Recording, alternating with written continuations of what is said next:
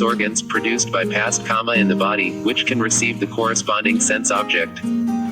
They are eye sensitivity, ear sensitivity, nose sensitivity, tongue sensitivity, and body sensitivity. 2.1 Eye sensitivity takes visible object or color as object.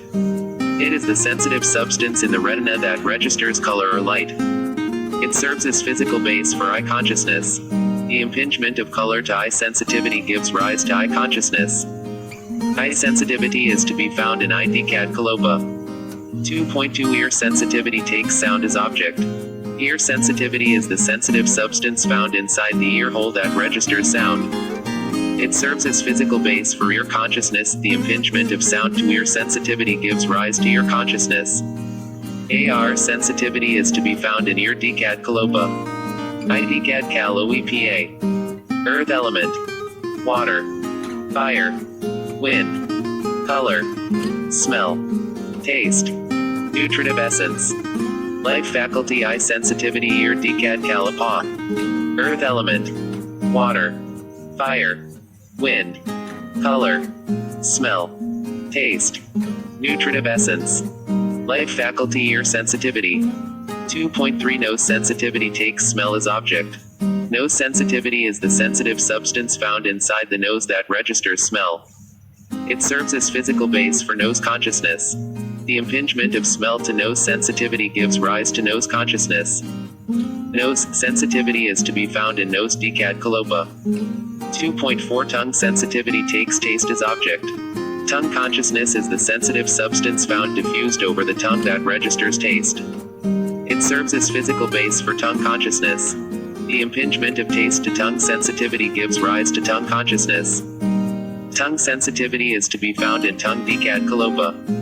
2.5 Body sensitivity takes the tangible objects, earth, fire and air element, as object. The body sensitivity extends all over the body that is sensitive to touch or tangible objects. One experiences softness, hardness, heaviness, lightness, roughness, smoothness, warmth, cold, pressure, supporting etc. owing to body sensitivity. It serves as physical base for body consciousness. The impingement of tangible object to body sensitivity gives rise to body. Nose decad kalapa. Earth element. Water. Fire. Wind. Color. Smell. Taste. Nutritive essence. Life faculty. Nose sensitivity. Tongue decad kalapa. Earth element. Water. Fire. Wind. Color. Smell. Taste. Nutritive essence. Life faculty. Tongue sensitivity. Consciousness. Body sensitivity is to be found in body decad kalopa all over the body. These 5 sensitive phenomena exist because of craving for pleasant and agreeable visible objects, sound, smell, taste and tangible objects. The 5 types of sense consciousness arise dependent on these 5 sensitivities, respectively. Their relation is the relation of dependence, nisayapakayo. When various colors and lights impinge eye sensitivity, the consciousness called eye consciousness, which sees that visible object, arises and vanishes. This gives rise to eye-door cognitive process, followed by many mind-door cognitive processes in order to apprehend the visible object clearly, and similarly for the ear, nose, tongue and body sensitivities. 5 Objective phenomena. There are 5 objective phenomena, namely visible object, color, sound, smell, taste, and tangible object, touch. Tangible objects are the 3 elements of earth, fire, and wind. They can be felt as heat, cold, hard, soft, pressure, vibrations and supporting. Water element is excluded since it cannot be felt by the sense of touch. These 5 sense objects have the characteristic of impingement on the sensitive base of eye, ear, nose, tongue and body. They serve as the objects of the 5 types of sense consciousness. One should not think that these 5 objective phenomena exist externally only, they can be found inside the body as well. For instance, when a meditator discerns the 4 elements on his newly eaten food and stomach, he can see the stomach break into numerous kalopas. When he discerns the taste in a group of kalopa, the sour or bitter taste appear in his insight. Similarly, when he discerns smell, he might find the smell foul. Body decad kalapa. Earth element. Water. Fire. Wind. Color. Smell. Taste. Nutritive essence. Life faculty. Body sensitivity.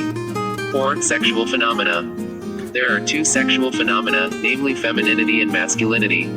Only one of the sexual phenomena exists in each sex materiality decad kalopa. The femininity faculty has the characteristic of the female sex.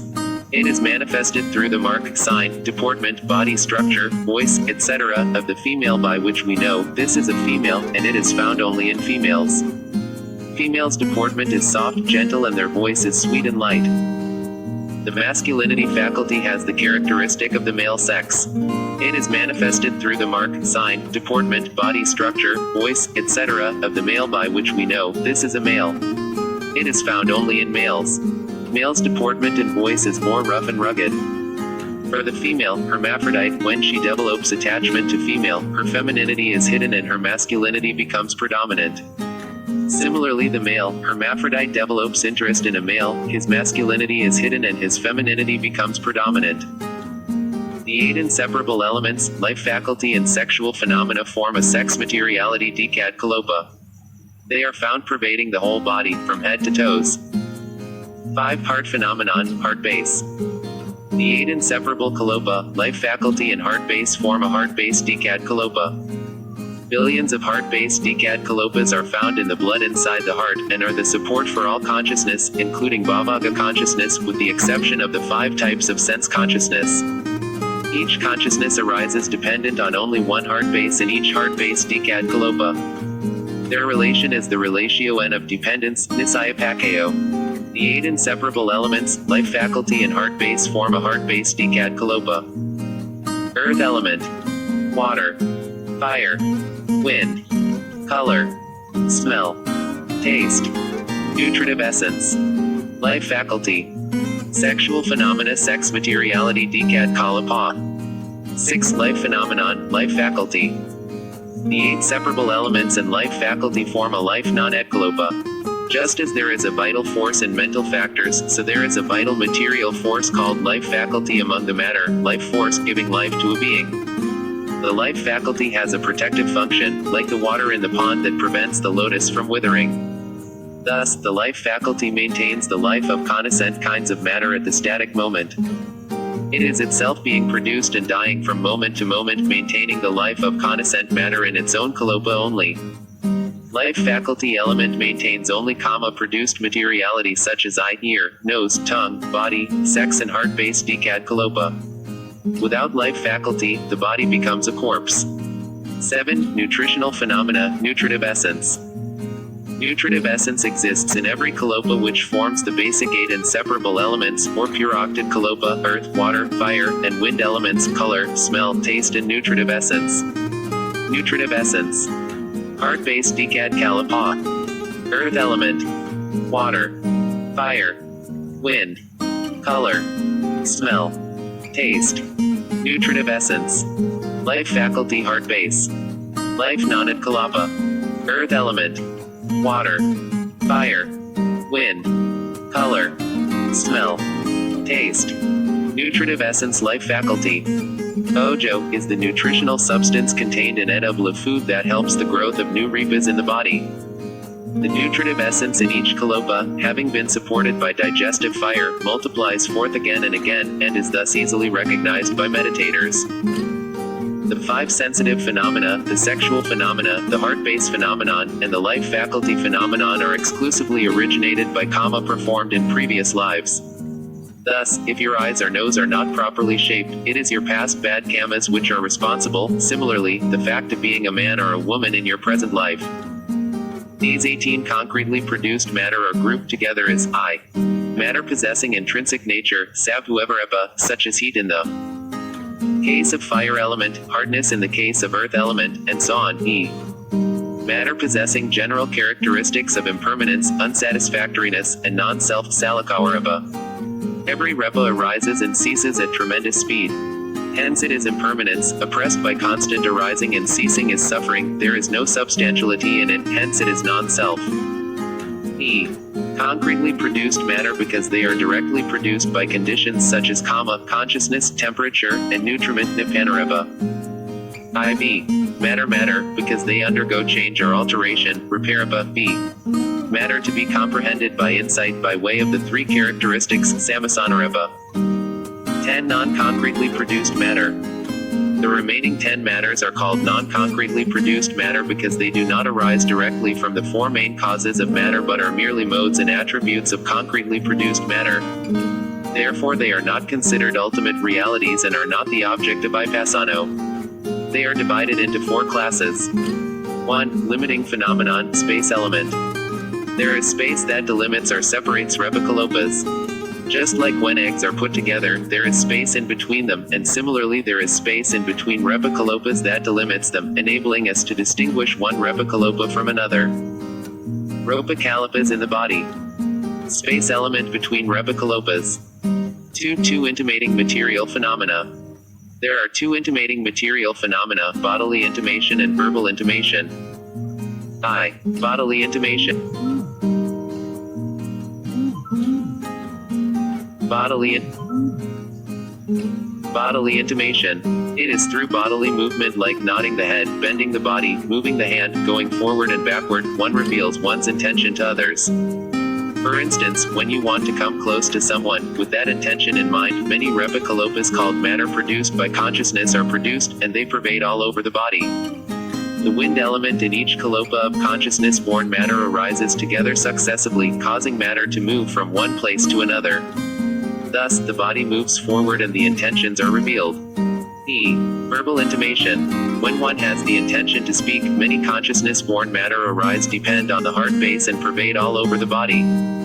The earth element in the consciousness-born matter when reaching the throat collide with earth element born by karma that causes the occurrence of speech, thus one's verbal intentions are revealed. Point 1. 3 mutable phenomena.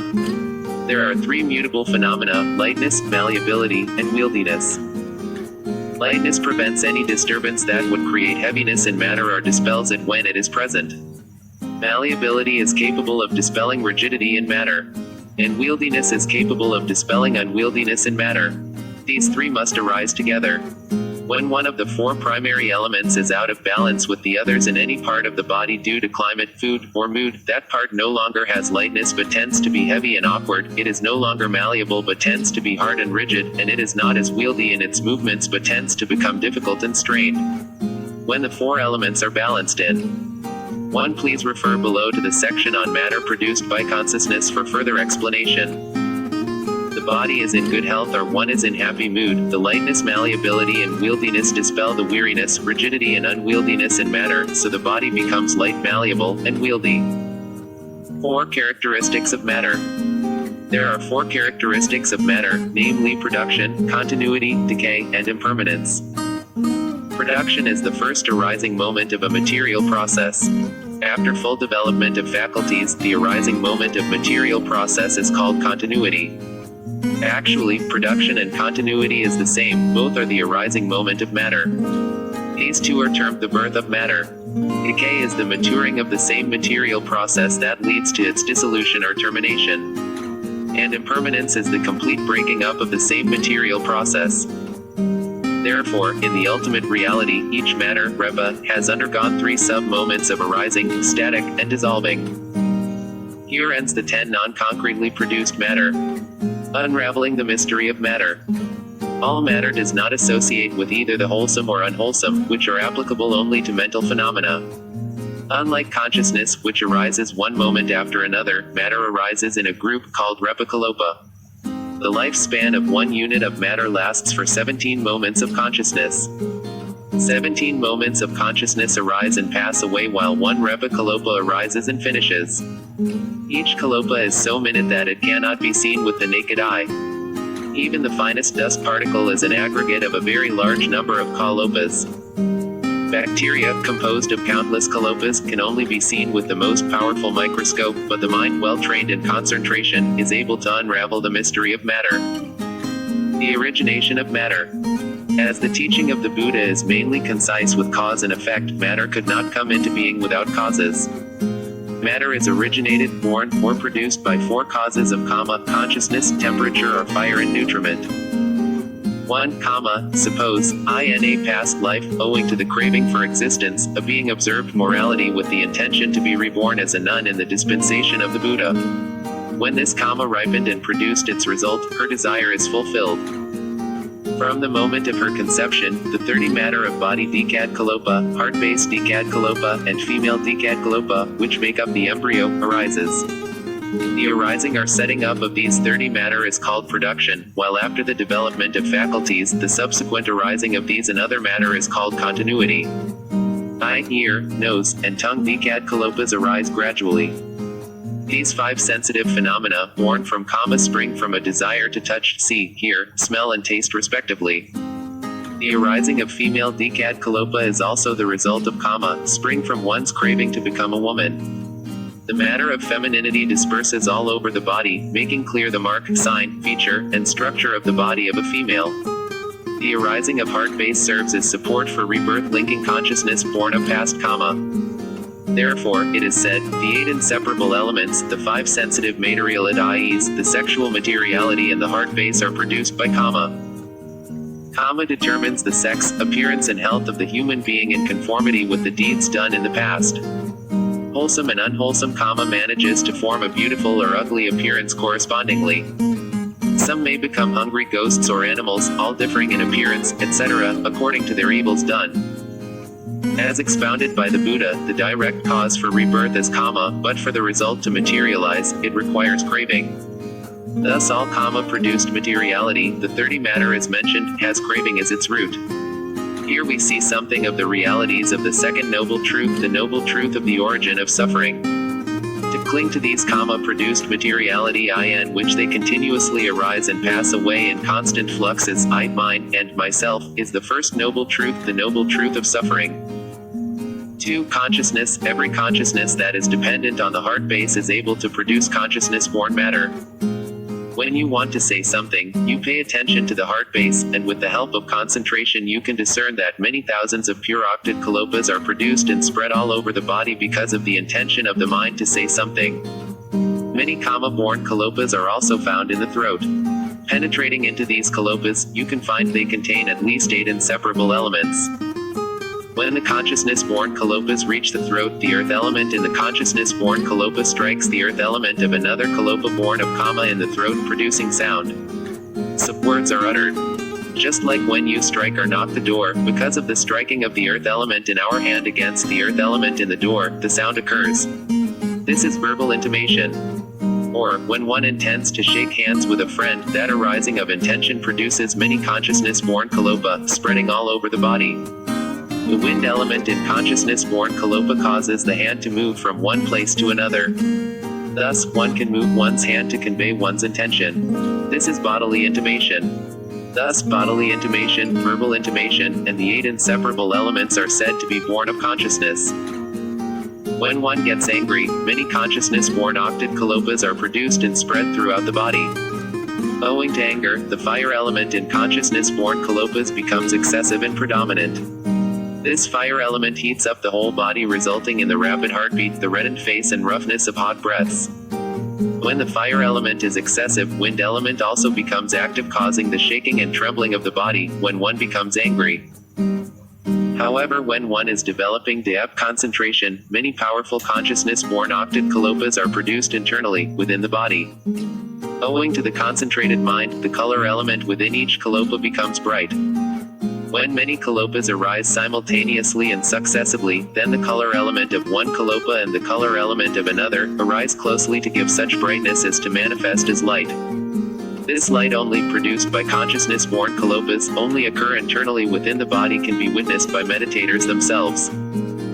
3. Temperature or fire. Each repa kalopa born of kama, consciousness, temperature, and nutriment contains fire element. This fire element, when it reaches the static stage, is able to produce a new generation of temperature-produced octad kalopas. This is the law of temperature, utu nima. The new generations of temperature-produced octad kalopas themselves contain the fire element, which produces further generations of temperature-produced octad kalopas. In praktiki, when a meditator discerns, say, body Decad kalopa born of kama, he sees the fire element in that kalopa produces first generation of temperature-produced octad kalopas. Then he discerns the fire elements in a repa kalopa of that first generation, he sees that it too reproduces the second generation. In the same way, the fire element in a repa kalopa of second generation reproduces. Thus, the fire element in the body decad kalopa reproduces through 4 or 5 generations. Kama born epsilon first generation, epsilon second generation, epsilon third generation, epsilon fourth generation, epsilon fifth generation. Kalopa temperature produced. Octad kalopas. Temperature can be produced both internally and externally, outside the body. Internally, temperature-borne matter includes undigested food, pus, feces, and urine. Externally, temperature-borne matter includes ocean, mountains, stone, food, clothing, jewelry, money, table and corpse, and so on. How is a corpse an externally temperature-produced matter? This can be realized by meditators who discern materiality externally. Once having discerned materiality internally, they advert their attention externally, discerning the 4 elements of the corpse. They see the corpse breaks down into many thousands of kalopas. They see the fire element in each kalopa produces new generations of temperature-produced kalopas, of which the fire element in them, in turn, produces new generations. This process repeats again and again until finally the force of fire element of the temperature-borne kalopa becomes weakened and only produces small amount of temperature-produced kalopa. The corpse decays accordingly, and finally becomes dust. When the fire element stops reproducing any further, even the dust disappears in the world. Conditionally arisen Dhamma is always marked with impermanence because of its instability of causes. 4. Nutriment. The nutritive essence is present in all Repa kalopas both internally and externally. When the external nutritive essence is swallowed, it meets with digestive heat, and produces the first generayan of pure octad kalopas. The meditators, when they discern 4 elements in the undigested food in the stomach during or after eating, see the undigested food, which is temperature-borne matter, break down into uncountable Repa kalopas. In each kalopa there are 8 inseparable elements. When the nutritive essence in these temperature-borne kalopas is supported by the chemically produced digestive fire around the stomach, the nutritive essence in temperature-borne kalopas is able to produce new generations of Repa kalopas called matter borne by nutriment, Oharaja Repa. The nutriment-borne kalopas spread out all over the body, fortifying the body with its nutritive essence. Chart 7. Every kalopa, whether borne by kama, temperature, consciousness or nutriment, contains nutritive essence. The nutritive essence inside each of these new generation of nutriment-borne matter supports the nutritive essence within each kama-borne kalopa, consciousness-borne kalopa, temperature-borne kalopa, and the nutriment-borne kalopa in the body, producing many further generations of Repa kalopas. In every case, the nutritive essence of any Rupa kalopa, produced by the 4 causes, kama, consciousness, temperature and nutriment, reproduced only when it is supported by digestive fire. In this way, the nutriment in food eaten in one day can sustain our body for up to 7 days, although the number of generations produced depends on the quality of the food. Digestive fire is the fire element of life. Nanad kalopas produced by kama. They are found throughout the body. When an injection of medicine is given to the body, the nutritive essence of the medicine is digested by digestive fire and is spread throughout the body. Therefore, healthy and suitable food, supported by strong digestive fire produced by one's good kama, is able to produce many generations of healthy matter, thus sustaining the well-being of a person. How matter is borne by nutriment. Chart 7. Undigested food in stomach. The food breaks down into particles. 1 particle. The continuity of occurrence of matter.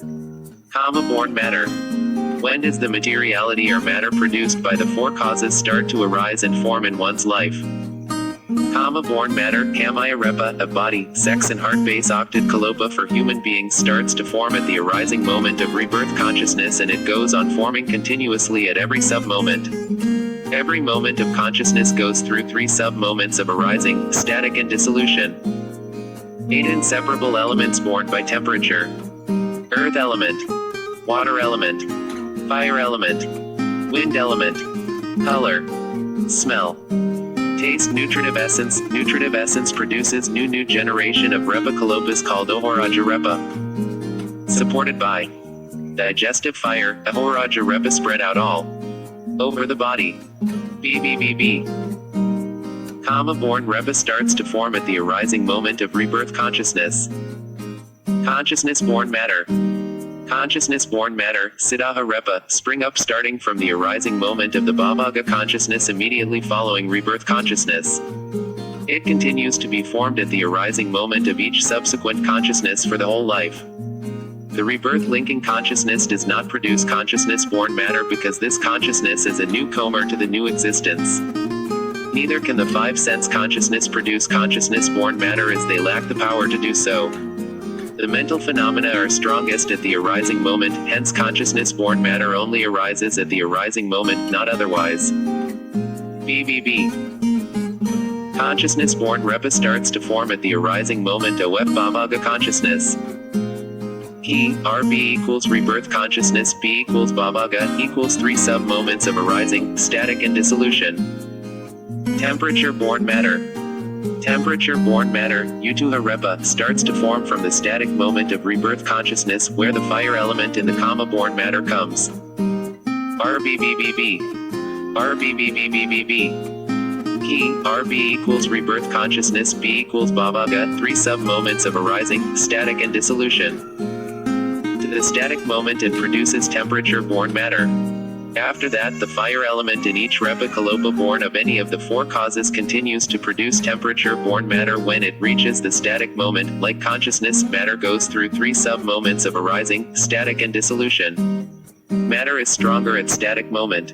So fire element produces temperature-born matter only at static moment.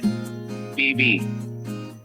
Temperature-born repa starts to form at the static stage of rebirth consciousness and continues to form at all 3 sub-moments afterwards. Key, RB equals rebirth consciousness, B equals bhavaga, 3 sub-moment S of arising, static and dissolution. Nutriment-born matter. Every kalopa in the body also contains nutritive essence, ojo. But matter-born B nutriment, Oraja repa, starts to form when the internal nutritive essence present in each repa kalopa since birth meets the external nutritive essence from food, at the time of diffusion of nutritive essence from the food taken when supported by digestive fire. The moment of death. At the time of death, kama-born matter that arose earlier continues till the death moment and then cease. Following that, the consciousness-born matter and nutriment-born matter come to cessation. The temperature-born matter remains in the form of the corpse. The relation between mind and matter. What is the relation between mind, consciousness and mental factors, and matter? Mind arises dependent on the matter of the heart base or the 5. RBBBBBB. Sensitive matters, eye sensitivity, ear sensitivity, and so on. So no mind can arise without depending on matter, except immaterial sphere consciousness in the immaterial sphere realm, where the beings have no matter. Matter not only becomes the base of consciousness and mental factors, matter also becomes the object of consciousness and mental factors. Mind and matter are interdependent. When the mind is pure and wholesome, the body is robust and healthy. On the other hand, the body becomes sick if the mind is obsessed or overwhelmed by defilements. Matter is not self. The combination of consciousness, mental factors and matter forms what is conventionally called human being, deva or animal. Not understanding that matter is in constant flux, conditionally arisen and has the nature of wasting away, of disintegrating and of ceasing, beings wrongly take matter as self. They are overwhelmed by the thought the matter is mine, I am the matter and the matter is myself. Thus we develop craving, conceit and wrong view, the 3 factors extending the round of rebirths abhidhamma. The continual coming into existence of consciousness and mental factors together with matter in succession is called saw times soar of perpetual wandering, in the round of rebirths. Compared to the course of saw times sora, a single lifetime constitutes only a fleeting moment. It appears so mysterious to many and yet it is easily unraveled to one who has penetrative insight. 5. Nibbana. The 4th ultimate reality is nibbana. It is supramundane, that is beyond the world of mind and matter are the 5 aggregates of clinging. Nibbana is the extinction of all greed, hatred, and delusion, and is the state of final deliverance from the suffering inherent in conditioned existence. It is unconditioned Dhamma, asakata Dhamma. The other 3 ultimate realities Siddha, Cetasika, and Rapan are conditioned Dhamma, Sakata Dhamma, which arise due to causes and their causes are always impermanent. Every conditional Dhamma has 3 characteristics, arising, upaweta, change of state theta sa theta, and dissolution, vaya. Phenomena that arise due to causes and conditions are necessarily marked by impermanence. Even the causes are subject to change and dissolution, how could the effects be permanent? Since they are transient and cannot be held onto, they are inevitably unsatisfactory. However, nibbana is not conditioned by any cause. Hence it is not subject to any becoming, change of state, and dissolution. It is permanent, happiness, and not self. Nibbana is the object of the four paths, magga, and four fruitions, phala. Path and fruition can only be achieved through vipasayana practice. One has to develop different stages of insight before one realizes nibbana. These stages of insight are: 1. Knowledge of analysis of mind and matter, nomarepa paricheta ooa.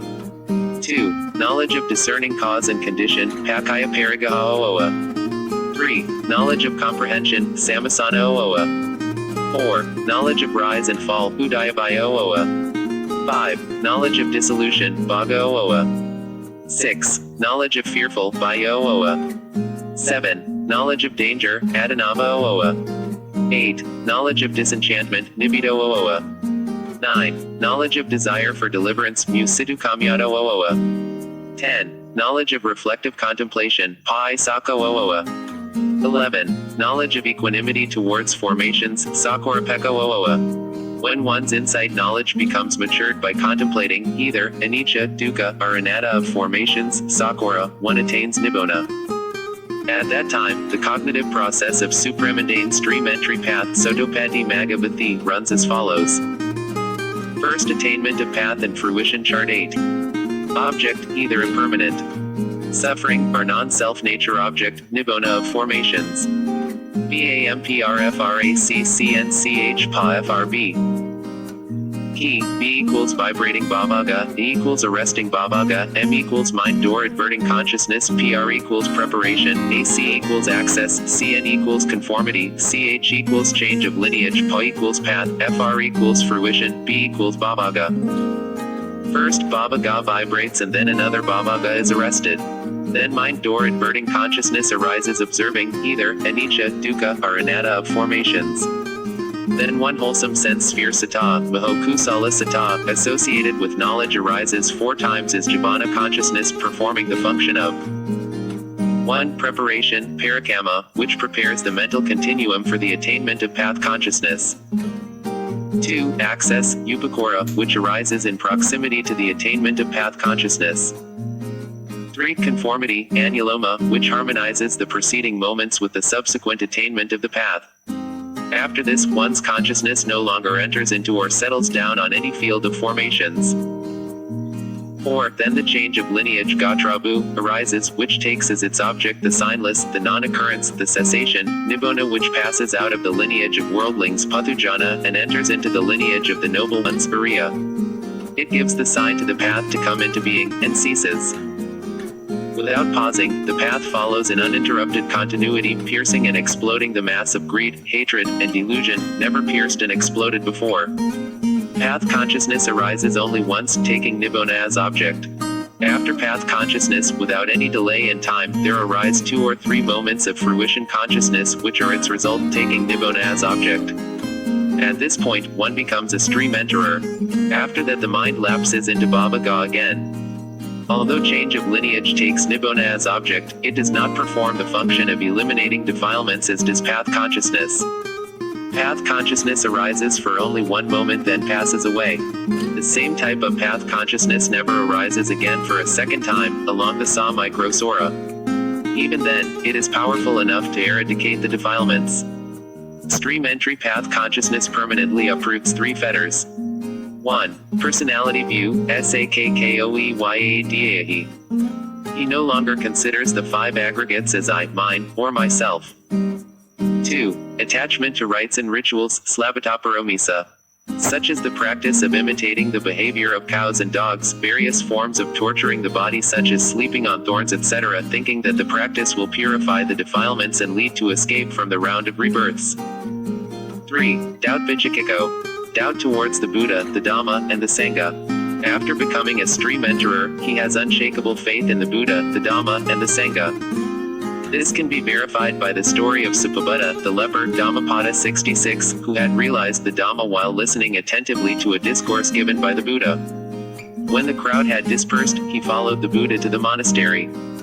Sakka, king of the Devas, wishing to test the leper's confidence in the triple gem, appeared to him and said, "You are only a poor man, living on what you get by begging, with no one to fall back on. I can give you immense wealth if you deny the Buddha, the Dhamma, and the Sangha and say that you have no use for them." Sippabutta replied, "I am certainly not a poor man, with no one to rely on. I am a rich man, I possess the 7 noble treasures which noble ones possess. I have confidence, sato, morality, sila, shame of wrongdoing, hiri, fear of wrongdoing, adappa, learning, sutta, including learning knowledge, agama sutta, and direct knowledge, abhidhamma sutta, such as analysis of mind and matter and discerning cause and effect, generosity, koga, and insight knowledge, paoi." Then Sakka went to the Buddha and related the conversation between himself and Sippabutta. The Buddha explained to Sakka that it would not be easy even for 100 or 1,000 Sakkas to influence Sippabutta and keep him away from the triple gem. This is how one achieves unshakable faith in the triple gem when one becomes a stream enterer. Stream entry path consciousness shortens the beginningless round of rebirths. However negligent he may be, the stream enterer is bound to make an end of suffering when he has traveled and traversed among deities and human beings for the 7th time. He is incapable of violating the basic 5 precepts. Like the case of the Buddha's lay woman disciple Kujutaro, a servant of Queen Somobit. She attained the path and fruition of stream entry after listening to a discourse given by the Buddha. Feeling tranquil and uplifted, she changed into a different person, with no knowledge of what has transformed within. Since it is impossible for one who has seen the path to conceal one's wrong deeds, Kujutaro confessed to the queen that she had not been performing her duty honestly. She had only used half of the money given her to buy flowers and had kept the other half. Somobit, being benevolent, forgave her. The difference is the total unwavering faith in the triple gem, and as a stream enterer, one is incapable of violating the basic morality. The path and fruition of stream entry closes all doors to the 4 woeful states, which is a great blessing. It provides actual experience of the 7 noble treasures. It abandons the 8-fold wrong path. Path consciousness is wholesome consciousness, fruition consciousness is resultant consciousness. Path consciousness gives its fruit immediately after its own occurrence. This is the special quality of supramundane Dhamma, it is akalaiko, takes no time. Mundane wholesome Dhamma gives its fruit after a certain period of time or after creating a delay, say 10 days, 1 month, 4 years, 10 years, or even in lives thereafter. But path consciousness bears its fruit without delay. What is the difference between path consciousness and fruition consciousness? Path consciousness has the function of eradicating, or of permanently attenuating, defilements. Fruition consciousness has the function of experiencing the degree of liberation, after defilements have been eradicated accordingly, made possible by the corresponding path consciousness. At the times of penetrating the truths, each one of the 4 path knowledges is said to exercise 4 functions in a single moment. These are full understanding, abandoning, realizing, and developing. Just as a lamp performs 4 functions simultaneously in a single moment, it burns the wick, makes light appear, dispels darkness, and uses up the oil. Similarly, path knowledge penetrates to the 4 truths simultaneously in a single moment. It penetrates to suffering by penetrating it with full understanding, penetrates to origination by penetrating it with abandoning, penetrates to cessation, nibbona, by penetrating it with realizing, and penetrates to the path, noble 8-fold path, by penetrating it with developing. What is meant by this? By making cessation, nibbona, its object, the path consciousness reaches, sees, and pierces the 4 noble truths. Attainment of path and fruition. Chart 9. Key, B equals vibrating baba ga, A equals arresting baba ga, M equals mind door adverting consciousness, PR equals preparation, AC equals access, CN equals conformity, CH equals change of lineage, Pa equals path, FR equals fruition. B equals baba ga. When path consciousness of stream entry arises taking nibbona as object, 36 mental factors are associated with this path consciousness that also take nibbona as object. What are the 36 mental factors? 1. Contact causes stream entry consciousness together with associated mental factors and nibbona to impinge. 2. Feeling experiences the bliss of nibbona. 3. Perception makes a sign, this is nibbona. B. BAMPRFRACCNCH PA-FR. Penetrate into the 4 noble truths. 1. Full understanding of the truth of suffering. 2. Abandoning the origin of the truth of suffering. 3. 3. Realizing the cessation of the truth of suffering. 4. Developing the Noble Eightfold Path. Wholesome consciousness. Function, eradicating defilements. Stream entry path consciousness eradicates 3 fetters. 1. Personality view. 2. Doubt about the triple gem. 3. Clinging to rites and rituals in the belief that they can lead to nibbona. Resultant consciousness function, experience the degree of liberation after the defilements had been eradicated by path consciousness. 4. Volition, urges the consciousness together with associated mental factors in acting upon nibbona. 5. One-pointedness, fixes the consciousness together with associated mental factors into nibbona. 6. Life faculty, sustains the vitality of consciousness together with associated mental factors. 7. Attention, directs the consciousness together with associated mental factors towards nibbona. 8. Initial application of mind, places the consciousness together with the associated mental states on nibbona. 9. Sustained application of mind, continuously sustains the consciousess together with the associated mental factors on nibbona. 10. Decision, makes a decision, this is nibbona. 11. Effort, the effort to support the consciousness together with the associated mental factors, and the effort to know nibbona. 12. Joy, satisfaction in nibbona. 13. Desire, desire to attain to nibbona. 14. Faith, unshakable faith in nibbona. 15. Mindfulness, makes the consciousness together with the associated mental factors sink into nibbona, not forgetting nibbona. 16. 17. Shame of wrongdoing and fear of wrongdoing, in the attainment of path knowledge the desire to commit wrongdoing is eradicated. Therefore, at the time of attainment, the strength of moral shame and moral fear are already there. 18. Non-greed, non-adherence to nibbona as mind. 19. Non-hatred, the agreeableness state of mind when sees nibbona. 20. Neutrality of mind, balances the consciousness together with the associated mental factors so they can function together equally towards nibbona. 21. 22. Tranquility of consciousness and tranquility of mental factors, tranquility of consciousness and mental factors at the time of taking nibbona as object. 23. 24. Lightness of consciousness and lightness of mental factors, lightness and swiftness of consciousness and mental factors at the time of taking nibbona as object. 25. 26. Malleability of consciousness and malleability of mental factors, pliancy of consciousness and mental factors at the time of taking nibbona as object.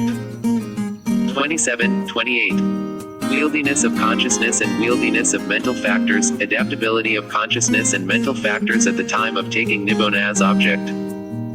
29. 30. Proficiency of consciousness and proficiency of mental factors, the consciousness and mental factors become skillful at the time of taking nibbona as object.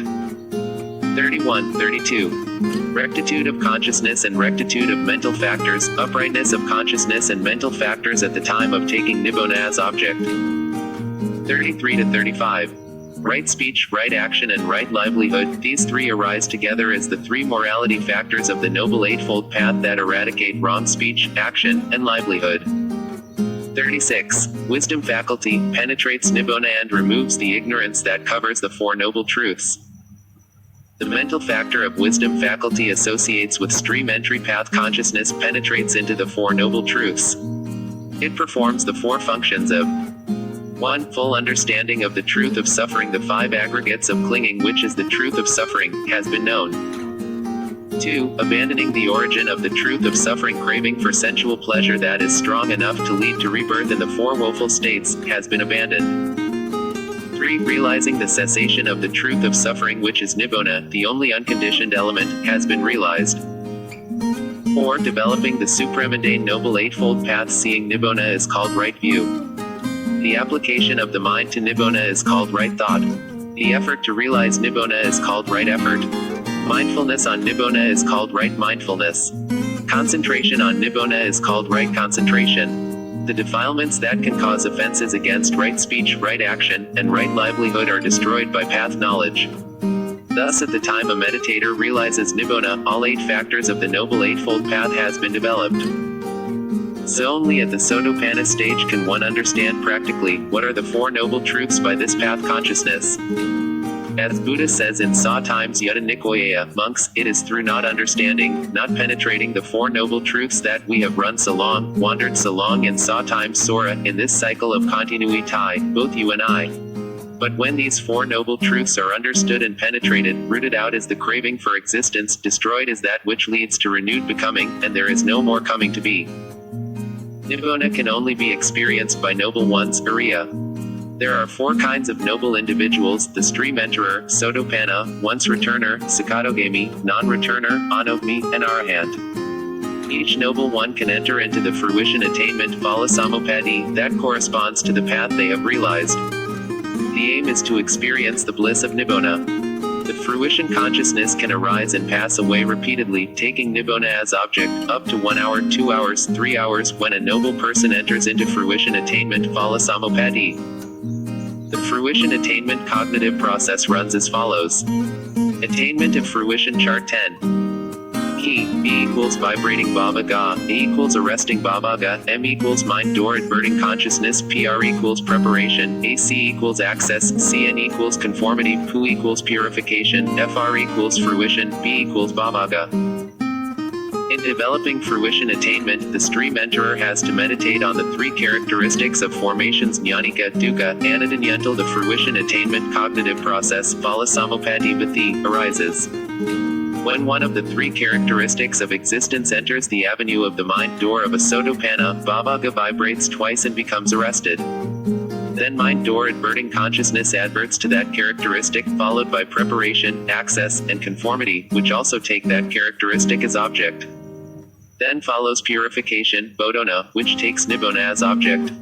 After that, stream enterer fruition consciousness, observing Nibbona, functions as Jivana many times as long as the person wishes, for up to 7 days.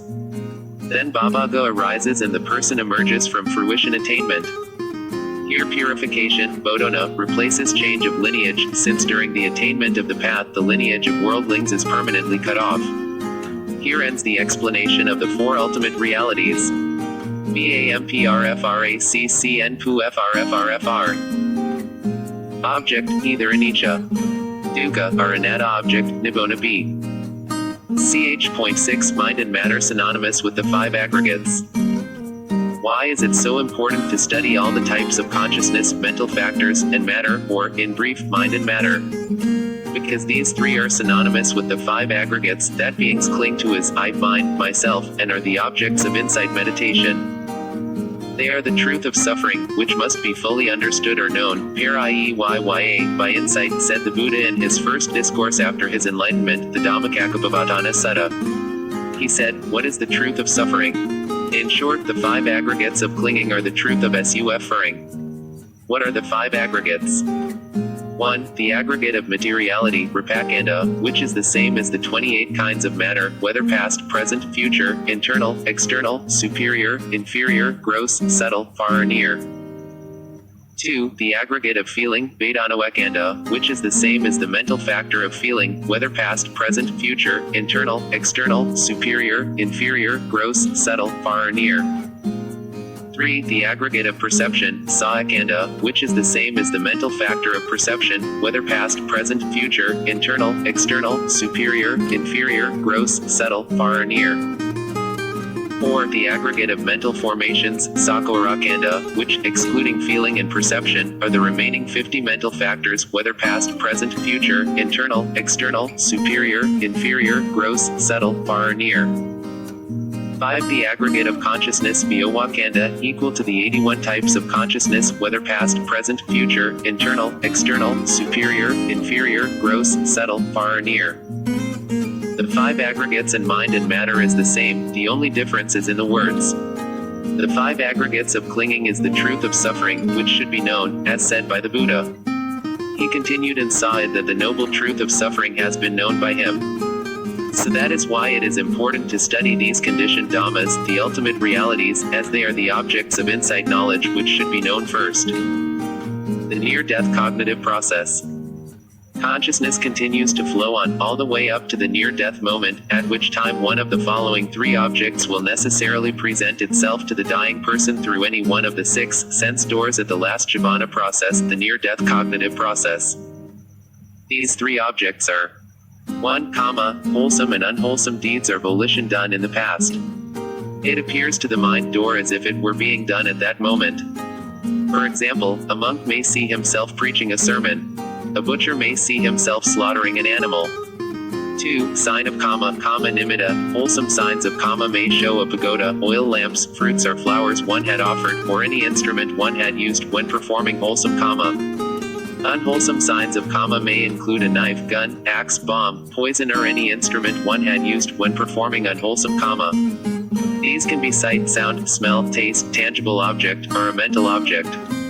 Those who performed meritorious deeds such as building hospitals, monasteries, or roads during the dying moment will see the hospital and monasteries as karma nimitta. On the other hand, those who had slaughtered animals might hear the screaming of the victim or see the knife used when slaughtering the animals. 3, sign of destination, gati nimitta, the sign that appears at the near-death moment that shows where one may be reborn.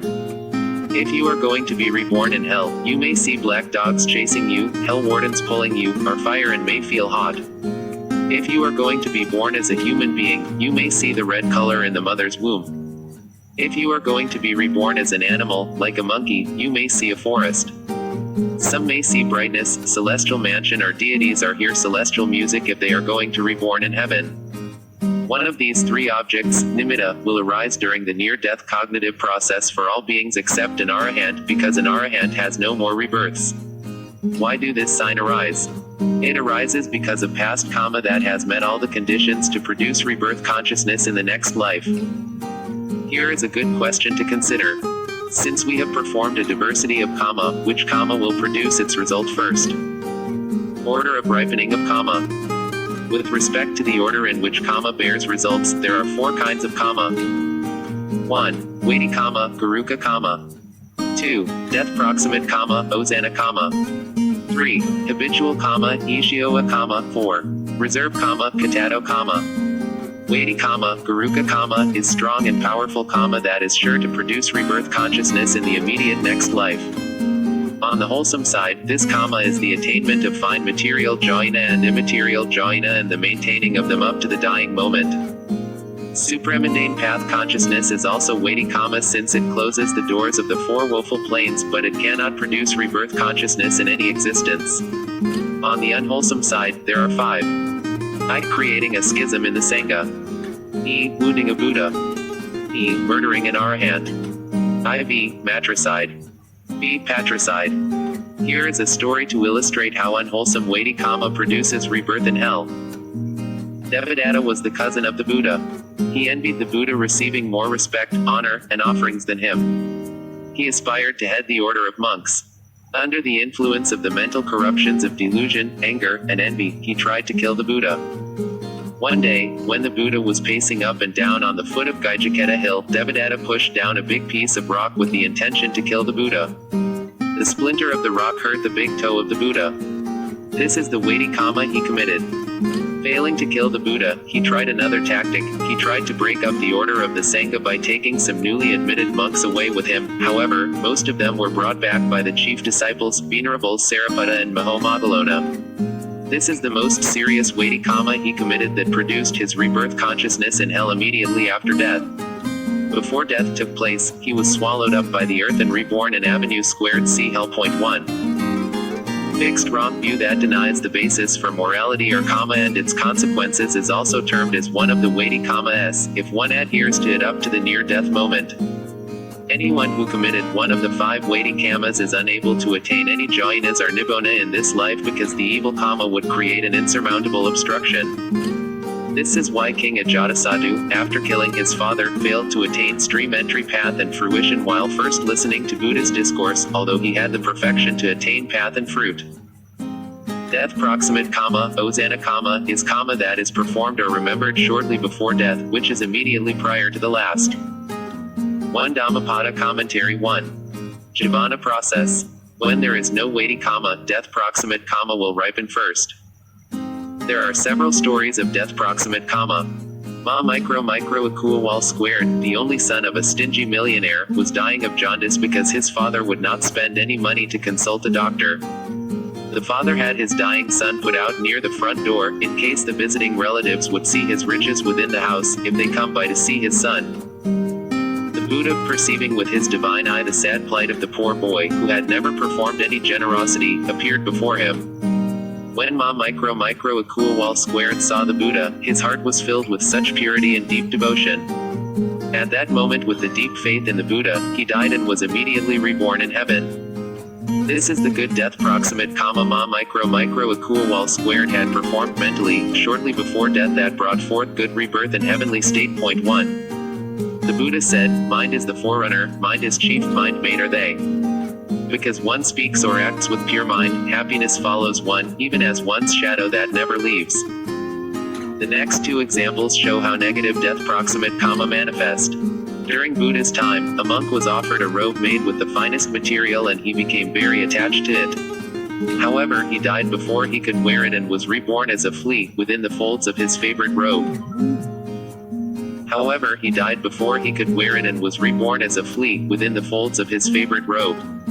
After his funeral, his fellow monks were going to distribute his belongings.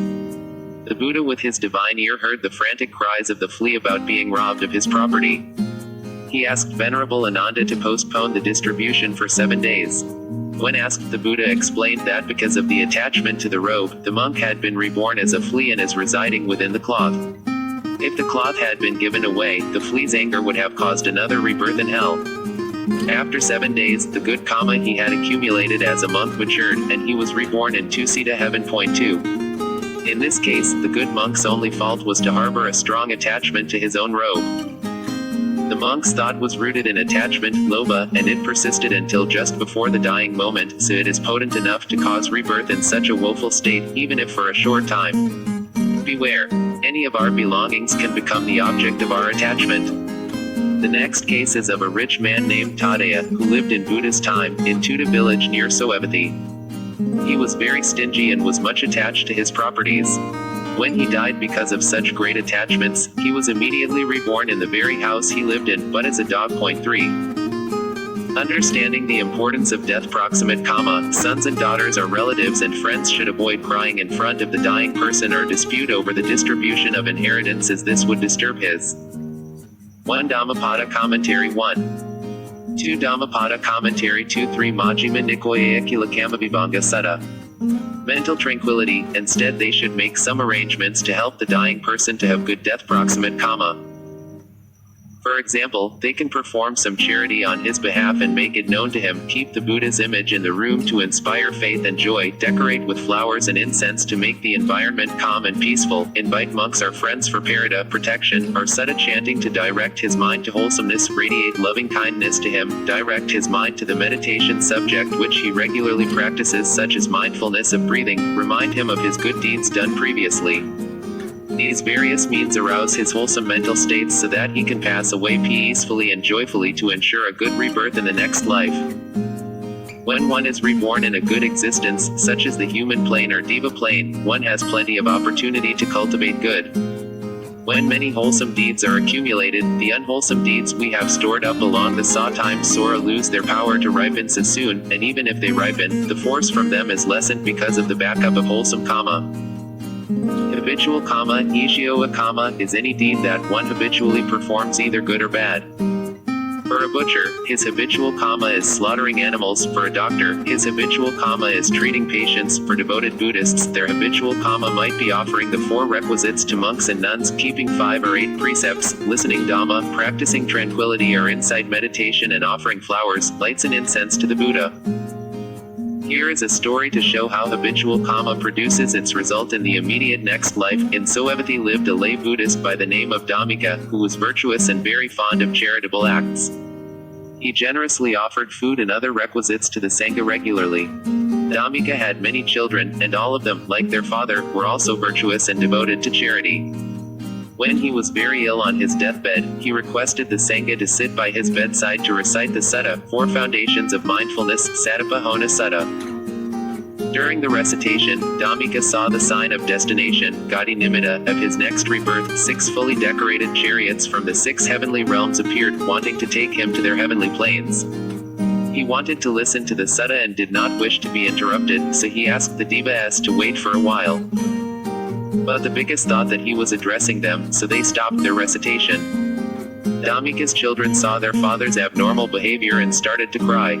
After a short while, Dhammika, who seemed to have lost consciousness, regained his senses and saw his children were crying and the monks had gone. When he was told the reason, he explained that he had addressed the devas who had come with chariots, instead of the monks. To prove that, he asked the children to throw a garland into the air, aiming it towards Tuxedo heaven. They saw the garland hanging in midair, as they could not perceive the chariot, since the sign of destination can only be seen by the dying person, as it is produced by the latter's own past karma. After convincing his children to continue to perform good deeds like he had done, he died and was reborn instantly as a deva in Tuxedo heaven. 1. Another good example of habitual karma comes from the experiential insight of a female yogi at Paak Meditation Center. When a yogi practiced vipasayana meditation and reached the second insight knowledge, which discerns cause and effect, she saw she was a male dragon in her second previous lifetime. A deva descended from the deva realm to convince the water dragon to undertake 5 precepts to liberate himself from the animal realm. He did so mindfully kept the precepts that he would not even kill for food, without regard for his life. He just opened his mouth, and if by chance any fish swim into his mouth down into his stomach, so be it. Due to the wholesome habitual karma of abstaining from killing, when the dragon died, he was reborn in the deva realm.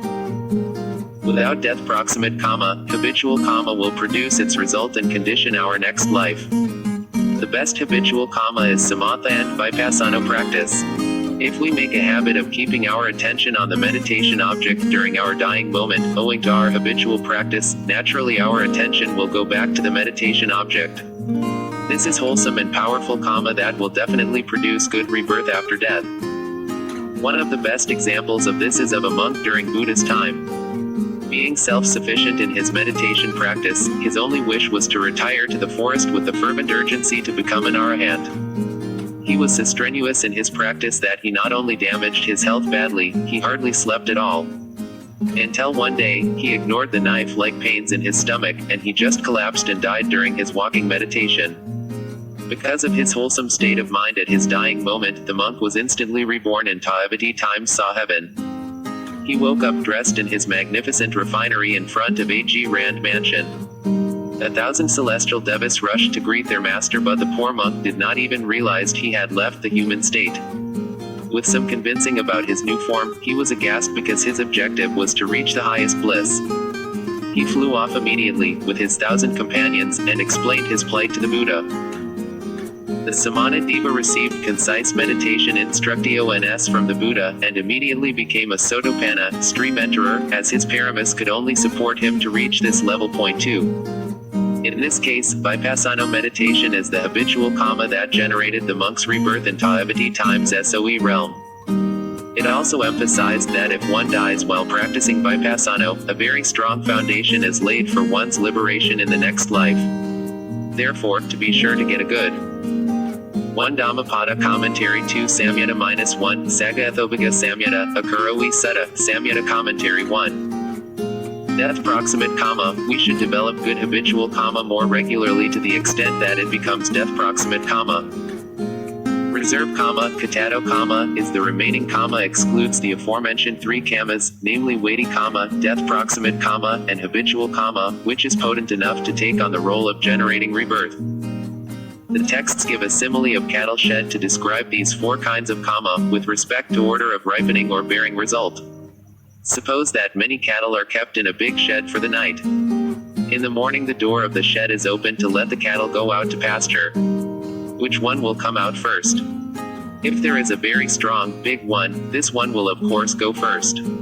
This is like weighty karma, which will definitely bear its result in the next life. If there is no big, strong one, then the one closest to the door will go out first. This is like death proximate karma bearing its fruit in the next life. If one of the cattle has been attentive and noted repeatedly what time the shed is opened, it may move to the door just before it opens and come out first. This is like habitual karma bearing its result in the next life. Perhaps a weaker one, who has not been close to the door but suddenly gets pushed there by the others, will come out first. This is like when an unexpected reserve karma has an opportunity to ripen and bear fruit in the next life. Near-death cognitive process, Maravuzanavati.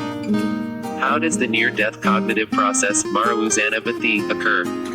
Refer chart 11. During the dying moment, one of the kamas performed, perhaps a death-proximate kama or a habitual kama, ripens and manifests as one of the nimitta or signs to the dying person's five-sense door or mind door. A meditator at Paak Meditation Center saw in her past life the offering of porridge, flowers and lights at a pagoda, with happiness.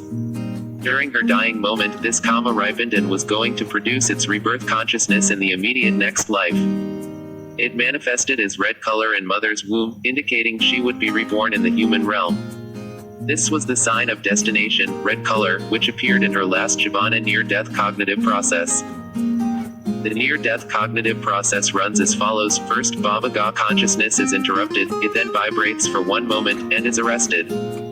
The five-door inverting consciousness arises and turns to the red color object, followed by eye consciousness seeing the red color object, receiving consciousness receiving the red color object, investigating consciousness investigating the red color object, and determining consciousness determining the red color object, followed by five wholesome javanas, which run swiftly over the red color object, apprehending it. Usually sense sphere javanas arise 7 times. But during the near-death cognitive process, jivana runs only for 5 conscious moments owing to the weakness of the heart base. This last jivana process lacks original productive kamic potency, acting rather as the channel for the past kama that is ready to produce rebirth. After 5 javanas, 2 moments of registering consciousness and bhavaga consciousness may or may not arise. Then, death consciousness kudasiddha, which is also bhavaga consciousness, is the last consciousness in one's life, arises. It performs the function of passing away from the present existence. With the ceasing of death consciousness, the life faculty is cut off. The material aggregate breaks up on the death of a being, the new material and mental aggregate continue arising and passing away as long as the roots that cause its arising remain intact, until the final passing away of an arahant. Death is formally defined as the cutting off of the life faculty, jivanindriya, within a single existence. It is necessary to understand that the subsequent birth is not conditioned by this last death consciousness but by productive kama, janaka kama. Point 1. Rebirth. Immediately after death consciousness, without any gap in between, rebirth consciousness arises, making red color as its object based on that same wholesome kama, driven by the force of defilements that have not been cut off. Latent ignorance and craving arises in the human realm. The function of rebirth consciousness is to link the previous existence to the present existence. But this does not mean that a soul from the past moves to a new body, which is the wrong view of eternalism, sasada. As we know, mind arises and immediately vanishes, and is not the same even for 2 consecutive moments, let alone transmigrates from one life to another. During the Buddha's time there was a monk called Sati who wrongly grasped the Dhamma and proclaimed, "It is this same consciousness that runs and wanders through the rounds of rebirth, not another."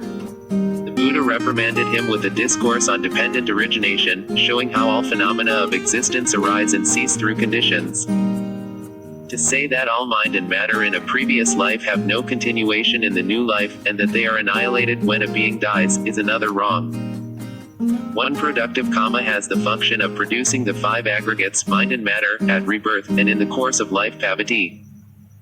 View of annihilationism, uchedadiyahi. Therefore, we should be careful not to get entangled in these 2 wrong views. As the Buddha proclaimed, dependent on ignorance arises kamic formations, dependent on kamic formations arise consciousness, dependent on consciousness arise mind and matter, etc. The mind and matter in a new existence is the result of past wholesome and unwholesome kama rooted in latent ignorance and craving. When we shout loudly in a valley, we hear an echo. This echo is not the original sound, nor is it independent of the original sound. Likewise, a new existence is not the transmigration of the old one, nor is it independent of the old. With the arising of rebirth consciousness, the matter of the body decad-kalopa, sex decad-kalopa, and heart-base decad-kalopa arise simultaneously with it, and rebirth consciousness arises supported by that heart base that has arisen simultaneous to it. After rebirth consciousness, bhavaga consciousness arises taking the same object of the last jivana process in the previous existence as object, the red color in the mother's womb. Rebirth consciousness is also bhavaga consciousness, and both are resultants of the same kama, they take the same object. After 16 bhavaka consciousness arises, and perishes one after another, the first mind-door cognitive process in one's life arises, taking the new existence, 5 aggregates, as object. In this cognitive process an attachment develops to the new existence. The first cognitive process in one's life is craving for new existence, in spite of painful existence. One apt example was the case of Queen Ubari from Asaka Jotaka, number 207. When she died, King Asaka was plunged into grief. The Bodhisattva, who had 5 supernatural faculties and the 8 attainments, out of compassion, enabled the king to find out where was his beloved consort now. The Queen Ubari had now become a dung worm owing to her lack of virtuous deeds and her intoxication with her beauty. This dung worm confessed that she had enjoyed numerous sense pleasures with her beloved king in the previous life, but now her memory was confused by rebirth, so the king meant nothing to her, to the extent that she would cut his throat for the blood to smear the feet of her present dung worm husband. Alas! Even a miserable dung worm craves for such a disgustingly low existence and still clings to its dear life, no matter how pitiful and woeful is the existence. Here we can see how deep-rooted is the craving for sensual pleasures and for existence. Every being desires and craves for existence, and this craving is the truth of the origin of suffering, which brings forth insufferable pains. Even a non-returner, Inogomi, has craving for existence in the Brahma world. This desire or craving, Taohoi, is a powerful mental force latent in our mental stream that keeps us going round and round in the cycle of birth and death. Craving for existence is so deeply entrenched in us that even the Buddha, immediately after his enlightenment, silently uttered this paean of joy, when he had thus uprooted craving to end his cycle of repeated births. Through many a birth and existence I wandered, seeking, but not finding, the builder of this house sorrowful is repeated birth. O house builder 1, you are seen. You shall not build any more houses 2 again. All your rafters 3 are broken. Your ridge pole 4 is shattered. Mind attains the unconditioned 5. Achieved is the end of craving. After the first mind-door cognitive process, an attachment develops to the new existence. Bhavaka consciousness arises again to preserve the continuity of existence. As long as there is no cognitive process, Bhavaka consciousness will arise and pass away, flowing on like a stream, until death consciousness arises again. Death consciousness takes the same red color as object as rebirth consciousness and Bhavaka consciousness. So in one's lifetime, rebirth consciousness, Bhavaka consciousness, and death consciousness all take the same object, which is the object of the last near-death cognitive process in the previous life. They are the same Bhavaka consciousness performing different functions at different times, just as a woman might be a mother, a wife, a daughter, and a career woman, assuming different roles at different times. So the stream of consciousness flows on from conception to death, from death to new life, revolving like the wheel of a cart. This is how life goes on again and again in the cycle of births and deaths. Near-death 5-door cognitive process chart 11. Without a gap. Last cognitive process, first cognitive process, red, OBJ equals red color, SD, OBJ equals red color, craving for color, new existence. RBB. P, G, A, F, E, R, C, I, D, J, J, J, J, J, D, H, R, B, B, 1, B, 16, M, J, J, J, J, J, J, J, B, D, H underscore. Past life, present life. 1 craving, 2 body. 3 passions. 4 ignorance, 5 nibbona. Rebirth consciousness arises with its associated mental factors, and matter is the result of past karma. 1 consciousness plus 33 mental factors. 30 matter, sex decad cal OEPA, 1. Body decad cal OEPA, 2. Heart base decad kalopa, 3. Key, DH equals death consciousness, RB equals rebirth consciousness, SD equals sign of destination. P equals past bhavaga, B equals vibrating bhavaga, E equals arrest bhavaga, F equals 5-door adverting consciousness, E equals I consciousness, RC equals receiving consciousness, I equals investigating consciousness, D equals determining consciousness, J equals jivana, B equals bhavaga. Rebirth consciousness. In the case of a human rebirth, the rebirth consciousness can be a sense, sphere resultant consciousness associated with knowledge or dissociated from knowledge, depending on the person's understanding of the law of karma or of the 3 common characteristics of impermanence, suffering and non-self. When a person performs a wholesome deed joyfully with the understanding of the workings of karma, when death approaches, this particular karma ripens and produces its effect. Then his rebirth consciousness is associated with knowledge and accompanied by joy. Those human beings and devas, whose rebirth consciousness is dissociated from knowledge, has only the two roots of non-greed and non-hatred, without non-delusion, wisdom, are unable to achieve any jhana or path and fruition in this lifetime, even though they may strive strenuously. This is because their rebirth consciousness lacks the root of non-delusion, which is an essential factor to achieve jhanas or path and fruition. However, they should not feel discouraged and stop practicing. No effort is ever. 1. The sex decad kalopa has 10 elements: earth element, water element, fire element, wind element, color, smell, taste, nutritive essence, life faculty, and the material phenomena of sex. 2. The body decad kalopa has 10 elements: earth element, water element, fire element, wind element, color, smell, taste, nutritive essence, life faculty, and body sensitivity. 3. The heart-based decad kalopa has 10 elements: earth element, water element, fire element, wind element, color, smell, taste, nutritive essence, life faculty, and the heart base. Wasted. If they strive and practice samatha and vipasayana meditation in this life up to the death moment, then their rebirth consciousness and bhava consciousness in the next life becomes powerful and associated with the root of sharp wisdom. If they continue their practice in the next life, most probably they will attain nibbana swiftly, like the samana deva mentioned previously. At the first moment of conception, the rebirth consciousness with its associated mental factors arise together with 30 matter, body decad kalopa, sex decad kalopa, and heart-based decad kalopa, as the result of that particular karma performed in a past life rooted in latent ignorance and latent craving. According to abhidhamma, sex is determined at the moment of conception and is conditioned by the individual's inclination or aspiration to be man or woman, supported by karma performed. Some wish to be reborn female, some male, due to their own reasons.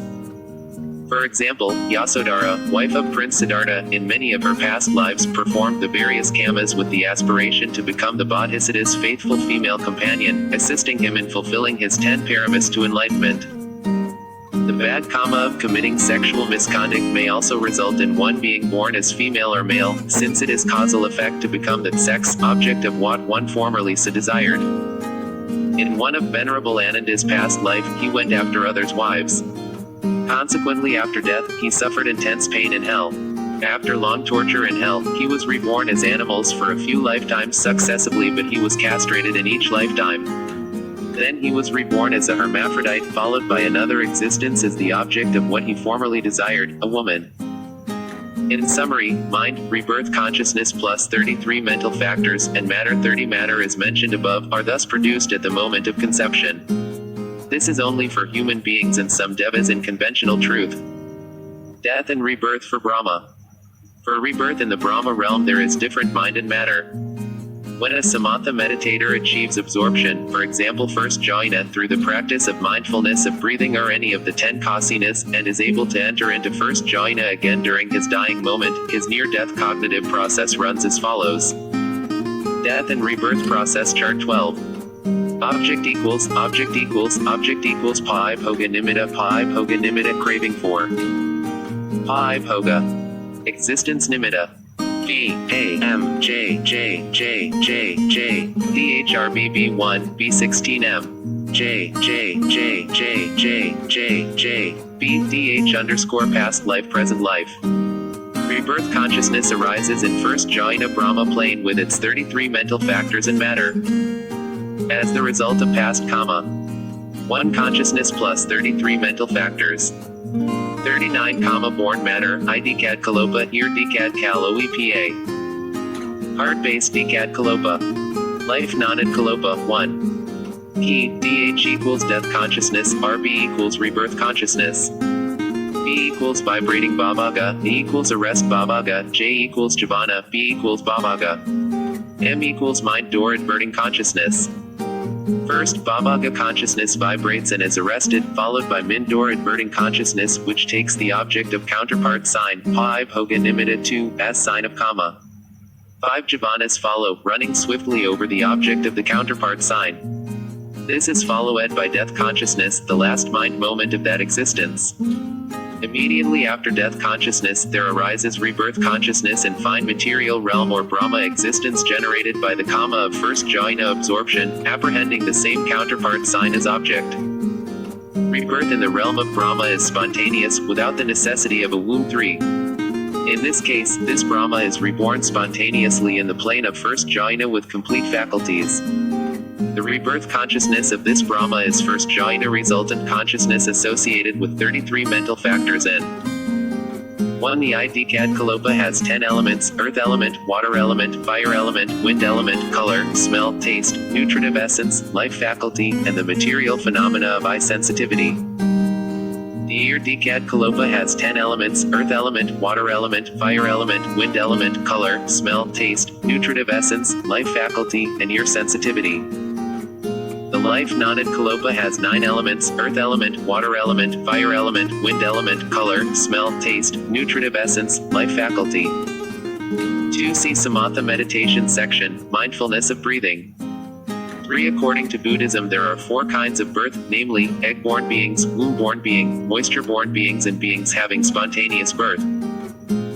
39. Kama-born matter: the eye Decad Kalopa, ear Decad Kalopa, heart-based Decad Kalopa, and the life Nanad Kalopa. All arise simultaneously and are produced by Kama from the previous life. Point 1. They arise as mind and matter but manifested as Brahma in conventional truth. After rebirth consciousness, 16 moments of Bhava-Ga consciousness arise and pass away one after another, apprehending the same counterpart sign, Pa-I-Bhoga Nimitta, as object. Then, the first mind door cognitive process in the new existence arises, craving for existence. After this cognitive process, the mind lapses back into Bhava-Ga consciousness again to preserve the continuity of existence. The consciousness continues to flow until the arising of death consciousness. The death consciousness of that Brahma takes the same counterpart sign as object and passes away from that existence. The 5 aggregates are not self. Mind and matter is the same as the 5 aggregates of clinging. Whether one is born a human being or deva, or hungry ghost or an animal or a Brahma in the fine material realm, it is just a constitution of 5 aggregates. Point 2. The so-called being is made up of 5 aggregates or mind and matter in the ultimate sense. These 5 aggregates are objects of clinging. Thus, at the arising of rebirth consciousness, whether in the human realm or the fine material realm, the 5 aggregates are present. Under the influence of ignorance, the ordinary being identifies these forever changing and constantly arising and dissolving 5 aggregates as mine, I, or myself, thus developing craving and clinging, which brings forth suffering. They regard matter or body as the self, they regard the self as having body, body as being in the self as being in the body. I am the body, they say. Body is mine. And they are obsessed by this wrong view of self. Being obsessed by this view, when body alters and changes, then sorrow, grief, lamentation, and despair arise in them. As similarly, they have the same wrong view with the remaining 4 aggregates. In the Samyutta Nikaya, Dukkha Sutta, the discourse on suffering, the Buddha said, and what monks, is suffering? The 5 aggregates of clinging are suffering. What are the 5? The materiality aggregates of clinging, the feeling aggregates of clinging, the perception aggregates of clinging, the formation aggregates of clinging, and the consciousness aggregates of clinging. This, monks, is suffering. Thus, at the rebirth consciousness moment, the noble truth of suffering, or in other words, the 5 aggregates of clinging, is there already. Where does this suffering come from? Why are the aggregates present at the rebirth moment? 1. The beings in the fine material plane, being sexless, lack the 2 decads of sex, and though they possess physical forms of the nose, tongue, and body, these organs are without sense receptivity. 2. Non-percipient beings in fine material realm have only 1 material aggregate. Beings in immaterial realm have 4 mental aggregates, no materiality. Since the effects are the 5 aggregates arise at the very first moment of rebirth, according to the teaching of the Buddha, the noble truth of suffering and the noble truth of origin of suffering cannot arise together in the same mind moment, therefore the causes, the noble truth of origin of suffering, cannot be in the present life but must be from the past life. According to dependent origination, Paika Samapaweta, it is due to the karma-rooted and latent ignorance and craving, performed in one of the past lives, that has met with all conditions to produce rebirth consciousness are 5 aggregates in the present life. Ch. Point 7, Dependent origination, Paika Samapada. As dependent origination states dependent on ignorance arise kamic formations. The characteristic of ignorance is mental blindness or unknowing. Its function is non-penetration or concealment of the real nature of the object. In abhidhamma, ignorance means not knowing the 8 facts of 1. The noble truth of suffering. 2. The noble truth of the origin of suffering. 3. The noble truth of the cessation of suffering. 4. The noble truth of the eightfold path leading to the cessation of suffering. 5. The past 5 aggregates. 6. The future 5 aggregates. 7. The past and the future 5 aggregates together, and 8. About specific conditionality and conditionally arisen states including karma and its consequences. When ignorance arises, it keeps the noble truth of suffering concealed, preventing penetration of the true nature of individual characteristic and function of that truth. Likewise, the remaining 7 facts are kept concealed. Ignorance prevents the penetration of their true nature. Not seeing the past and future 5 aggregates as they really are, as the noble truth of suffering, and similarly not knowing craving as the noble truth of the origin of suffering, beings perform various wholesome and unwholesome deeds, in order to satiate their desire for the 6 sense pleasures and their craving for existence as a man or woman, Deva, or Brahma, thinking it will bring lasting happiness. Most living beings are entangled in sensual pleasure because they see everything through rose-colored glasses. Dependent on ignorance arise kamic formations, abhidhamma sakura. According to abhidhamma, kamic formations constitute 1. The volition in the 12 types of unwholesome consciousness. 1. 8 rooted in greed, 2 rooted in anger, 2 rooted in delusion. When they are manifested through bodily and verbal formations, 1 commits murder, tortures, steals, commits sexual abuse, slanders, and fraud. Mental formation includes rejecting the law of karma, jealousy, stinginess, conceit and doubts about the efficacy of the Noble Eightfold Path and so on. 2. The volition in the 8 types of sense sphere wholesome consciousness. 2. 4 associated with knowledge and 4 dissociated from knowledge.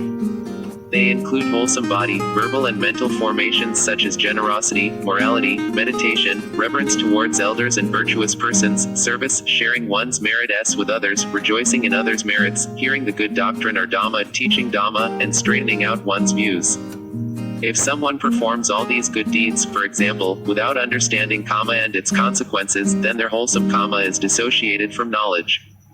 When this karma ripens and gives result as rebirth consciousness, that rebirth consciousness will be accompanied by only the 2 roots of non-greed and non-hatred.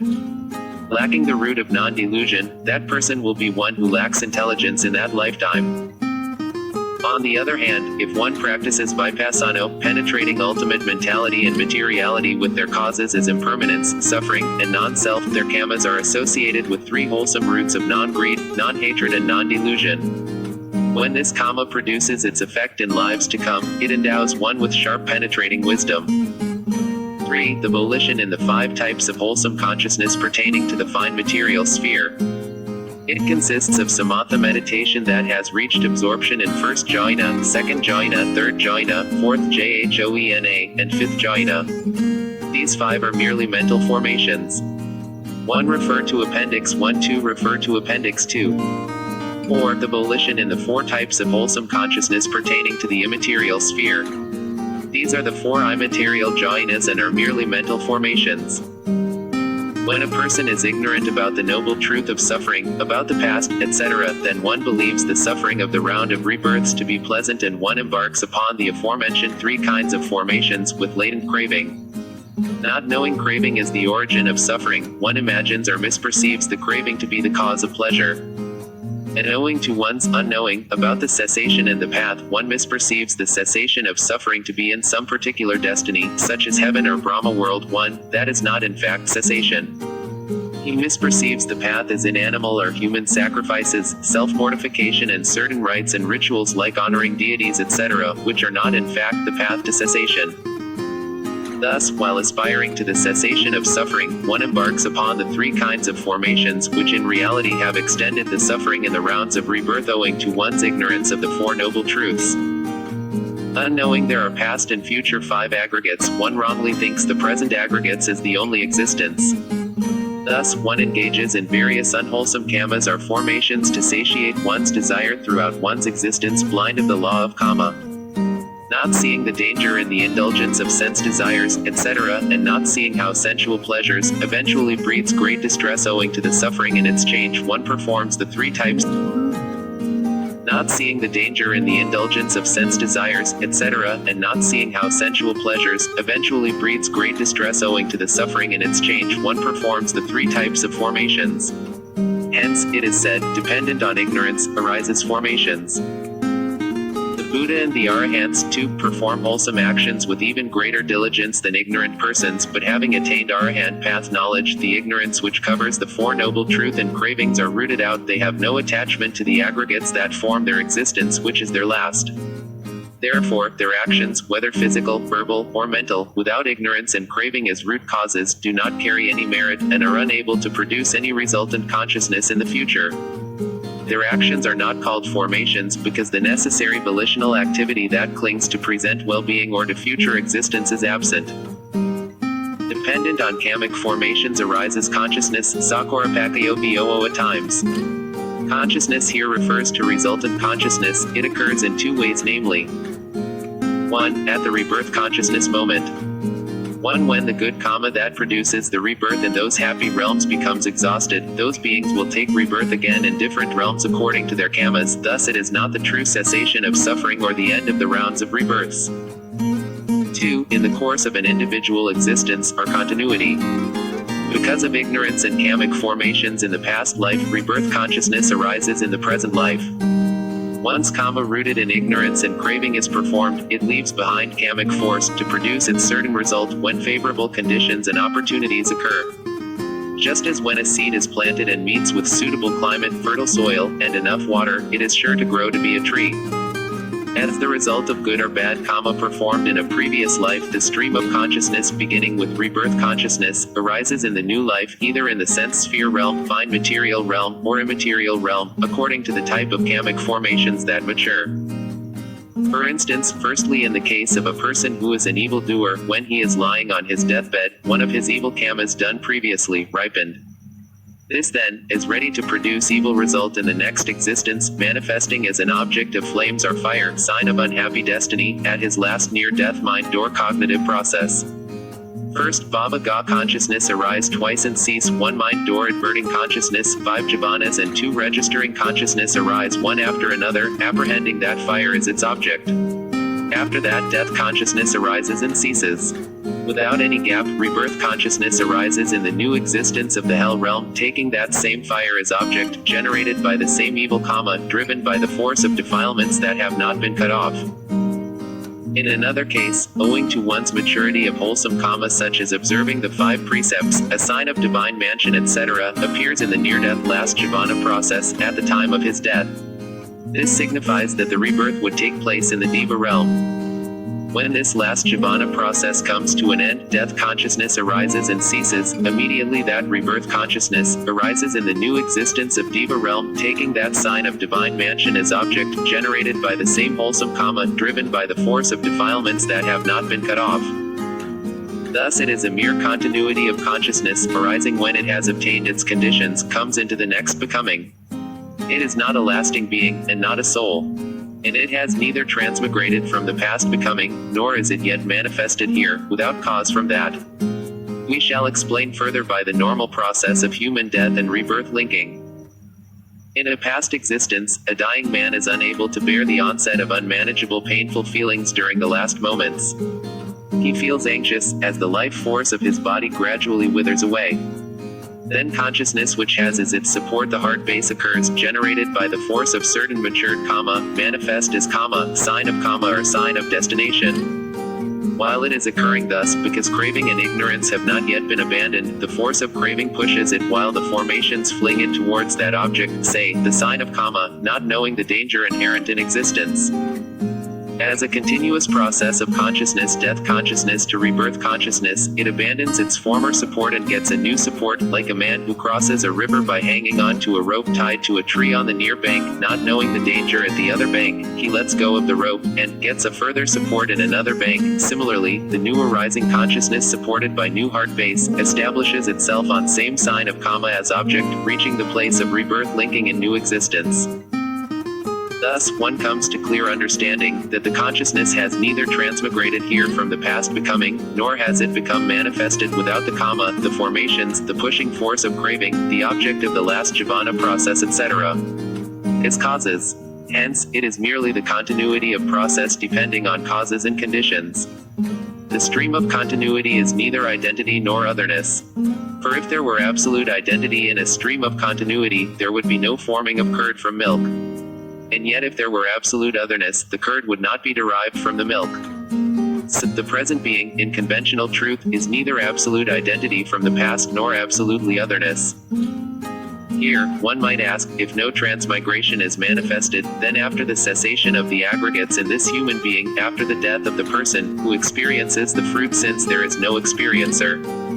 Herein, experiencer is mere conventional truth. The arising of fruit or result consisting of the pleasure and pain is called experience. This is experienced or felt by the aggregates of feeling, which is one part of 5 aggregates, in which beings cling to and identify it as mine, I, myself, with craving, conceit and wrong view. Wrongly identified the aggregates of feeling as mine, I, myself brings about the wrong perception and view of a person or diva. In ultimate reality only the aggregates of feeling experience the fruits, there is no experiencer. Clinging to the constant arising and perishing of the 5 aggregates, in other words, mind and matter, is the noble truth of suffering, proclaimed by the Buddha. Here it may be asked, how do we know that rebirth consciousness actually has kamic formations as its condition? Because there is no kamic result when there is no karma performed in the past to leave behind kamic force, kamic formations. However, the kamic force may remain dormant for innumerable world cycles until favorable conditions occur. After rebirth consciousness, other types of resultant consciousness, such as the 5 types of sense consciousness, eye consciousness, nose consciousness, tongue consciousness, body consciousness, receiving consciousness, and investigating consciousness, also arise during the course of life. Ignorance and kamic formations, the first 2 factors in dependent origination, are the past life causes that lie at the root of the present existence. In other words, our previous deluded actions have created our present existence. Who creates all beings? Ignorance and kamic formations create them all. Rebirth consciousness is present life effect. The casual formula of dependent origination states, this being that arises, because this comes into being, that also comes into being, when this is absent, that too is absent, because this ceases, that too ceases. Dependent on ignorance arise kamic formations, because of kamic formations, consciousness arise. Point 1. When there is no ignorance, there are no kamic formations. When there are no kamic formations, there is no rebirth consciousness. The Buddha taught dependent origination to show that there are only causes and conditions, no self and no creator. Dependent on consciousness arises mind and matter, Vyowapakayo Nomarepa times.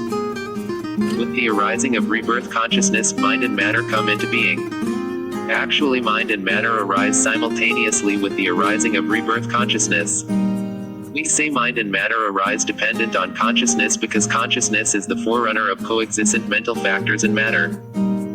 Here, mind is the 3 aggregates of feeling, perception and formations. They are called noma and poali because of their bending, nomana, onto the object. Matter is the 4 great elements, together with the 24 derived materialities. For the beings in sensual realm whose rebirth are spontaneous devas and hungry ghosts, at the moment of rebirth consciousness there arise 3 mental aggregates and at most 70 matter. These are the decads of eye, ear, nose, tongue, body, sex, and the heart base. Sometimes, the eye, ear, nose, and sex decads might not be found. To the womb-born beings like humans, there arise, at rebirth, 3 decads of body, sex, and the heart base. During the course of existence, the eye, ear, nose decad and so on arise gradually. The initial arising of material phenomena in human being is invisible to the naked eye. From the moment of conception an embryo develops gradually into a living being, such as a human being, etc. As follows. I, in the first 7 days, is embryonic liquid, invisible at first, E. In the second 7 days, as a foamy substance, E. In the third 7 days, as a clot of blood. IV. In the fourth 7 days, as a tiny lump of flesh. Then at the end of the 11th week the head and limbs take shape when the 4 sense bases of eye, ear, nose, and tongue are formed. At the moment of rebirth consciousness of Brahmas in fine material realm, there arise 3 mental aggregates and 39 matter born of kama, eye, ear, heart-based decad kalopas and life nanad kalopa. 1 amasmi times sati ida times hoti, amisapoeto ida times apajati, amasmi times asati ida times nahoti, amasanarado ida times narujati. In the case of non-percipient beings, asa asata, in the fine material realm, there arise life nanad kalopa as only matter and no mental aggregates. For beings in immaterial realm, dependent on consciousness, 3 mental aggregates arise, and no matter. Dependent on mind and matter arise 6 sense bases, no marapapakayo saloyatana times. The 6 sense bases are eye sensitivity, ear sensitivity, nose sensitivity, tongue sensitivity, body sensitivity, and the mind base. Depende nt on 6 sense bases arise contact, saloyatanapakayo faso. With the existence of the 6 sense bases, contact with the respective 6 sense objects take place. Dependent on eye base or eye sensitivity and visible object, eye consciousness arises. Due to the meeting of the 3, visible object, eye sensitivity and eye consciousness, contact arises. The same applies to the other sense bases. Dependent on contact arises feeling, visapakyo vedanoi. When the 6 sense objects impinge on the respective 6 sense bases, 6 classes of feeling are formed: feeling born of eye contact, feeling born of ear contact, feeling born of nose contact, feeling born of tongue contact, feeling born of body contact, and feeling born of mind contact. These 6 classes of feeling can be experienced as pleasant feeling, somanasa, unpleasant feeling, domanasa, and neutral feeling, adukamasuka. Actually, contact and feeling arises simultaneously, because as 2 of the 7 universal mental factors, they must arise together. But in this case they arise in the same mind moment as well as in different mind moments. Dependent on eye contact, the whole feeling of the eye door cognitive process arises. Similarly to ear, nose, tongue and body contact. It is this mental factor of feeling that experiences the desirable or undesirable fruit of present or past action. Apart from this mental factor of feeling performing its function of experiencing, there is no soul or self experiencing the result of the action. Dependent on feeling arises craving, vedanopakyo tauhoi. When pleasant feeling arises from contact with the visible object, one experiences happiness and becomes attached or holds onto it dearly. When that pleasant feeling ceases, according to the transient nature of all conditioned phenomena, then unpleasant feeling takes over. One feels the pain and rejects it, longing for pleasant feeling to come back. Thus, craving arises not only because of pleasant feeling but because of unpleasant feeling as well. The Buddha said feeling is like a bubble, perishing immediately after it forms. Thus, whatever is felt is included in suffering, ya times ki si vidaita times ta times dukhasmi times, because of its impermanence. There are 6 kinds of craving: craving for visible objects, sounds, smells, tastes, tangible objects, and mental objects. Each of these again becomes threefold. 1. Craving for sensual pleasures, koma tauhoi. 2. Craving for existence pleasures, bhava tauhoi, associated with the view of eternalism, i.e. thinking the pleasures are permanent. 3. Craving for non-existence pleasures, vibhava tauhoi, associated with the view of nihilism, i.e. enjoying the pleasures thinking that everything is annihilated after death. Ignorance and craving are the 2 main causes or culprits in the wheel of life that keeps us turning round and round in the cycle of birth and death. Ignorance is shown as the past cause that conditions the present effect, and craving, the present cause that conditions the future effect. But in the ultimate sense, both of them always arise together. Although they arise together, the preceding ignorance is the strong and powerful supporting cause for the arising of the succeeding craving. Dependent on craving arises clinging, tauhopakayo apodanam. Clinging is intense craving. There are 4 kinds of clinging. 1. Clinging to sensual pleasure, komapodana. This applies to lust, greed, delight and an infatuation with sensual desires of the 6 sense bases. 2. Clinging to false views, micro upodana, the view that there is no giving, no offering, no karma and its result. It denies morality, virtues, and the path of knowledge, and the absence of a creator.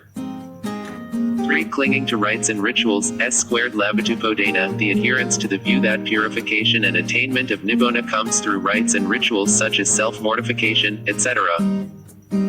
Or clinging to doctrine of self, S squared labitupodana, it is clinging to a self, seeing consciousness as self, feeling as self, perception as self, formation as self, materiality as self. Dependent on clinging arises becoming.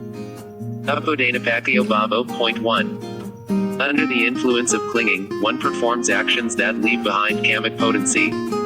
Becoming means the kamic activities, both wholesome and unwholesome, which constitutes karma that generates rebirth. Just as past kamic formations condition the present life, so becoming conditions future life. Craving, clinging, and becoming, together with latent ignorance and the kamic formations, constitute present causes that lead to future rebirth. Dependent on becoming arises birth. Bhavapakyo Jyoti. Here birth means the first manifestation of any aggregates from a past becoming, in living beings when they are born in any existence.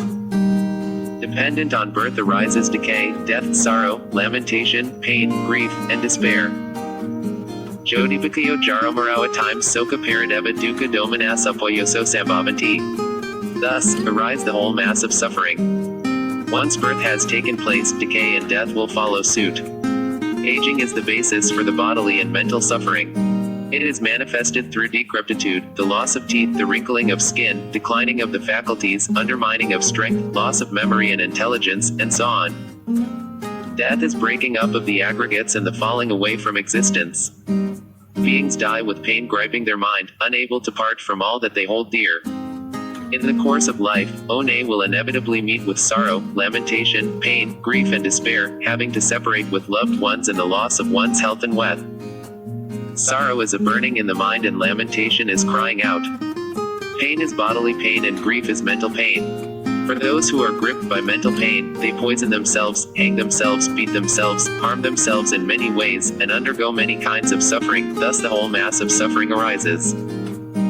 This suffering, or the wheel of birth and death, will continue to revolve so long as the root causes of latent ignorance and craving have not been uprooted by the Arahant path knowledge, just as the tree will continue to grow so long as the roots remain intact.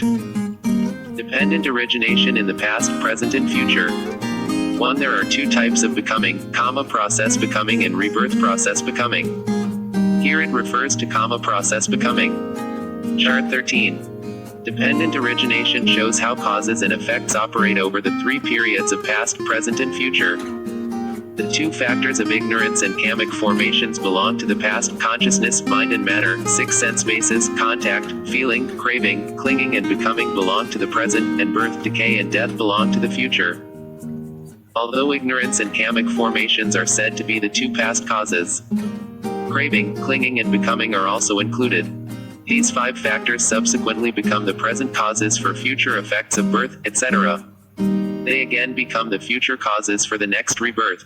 So long as they remain intact in the being's mental stream, the cycle of births and deaths will never come to an end. 3 times Chart 13. The past, the present, the future. Present effect. Consciousness, mind and matter, 6 sense bases, contact. Feeling. Present causes. Craving. Clinging. Becoming. Ignorance. Kamic formations. Past cause. Ignorance. Kamic formations.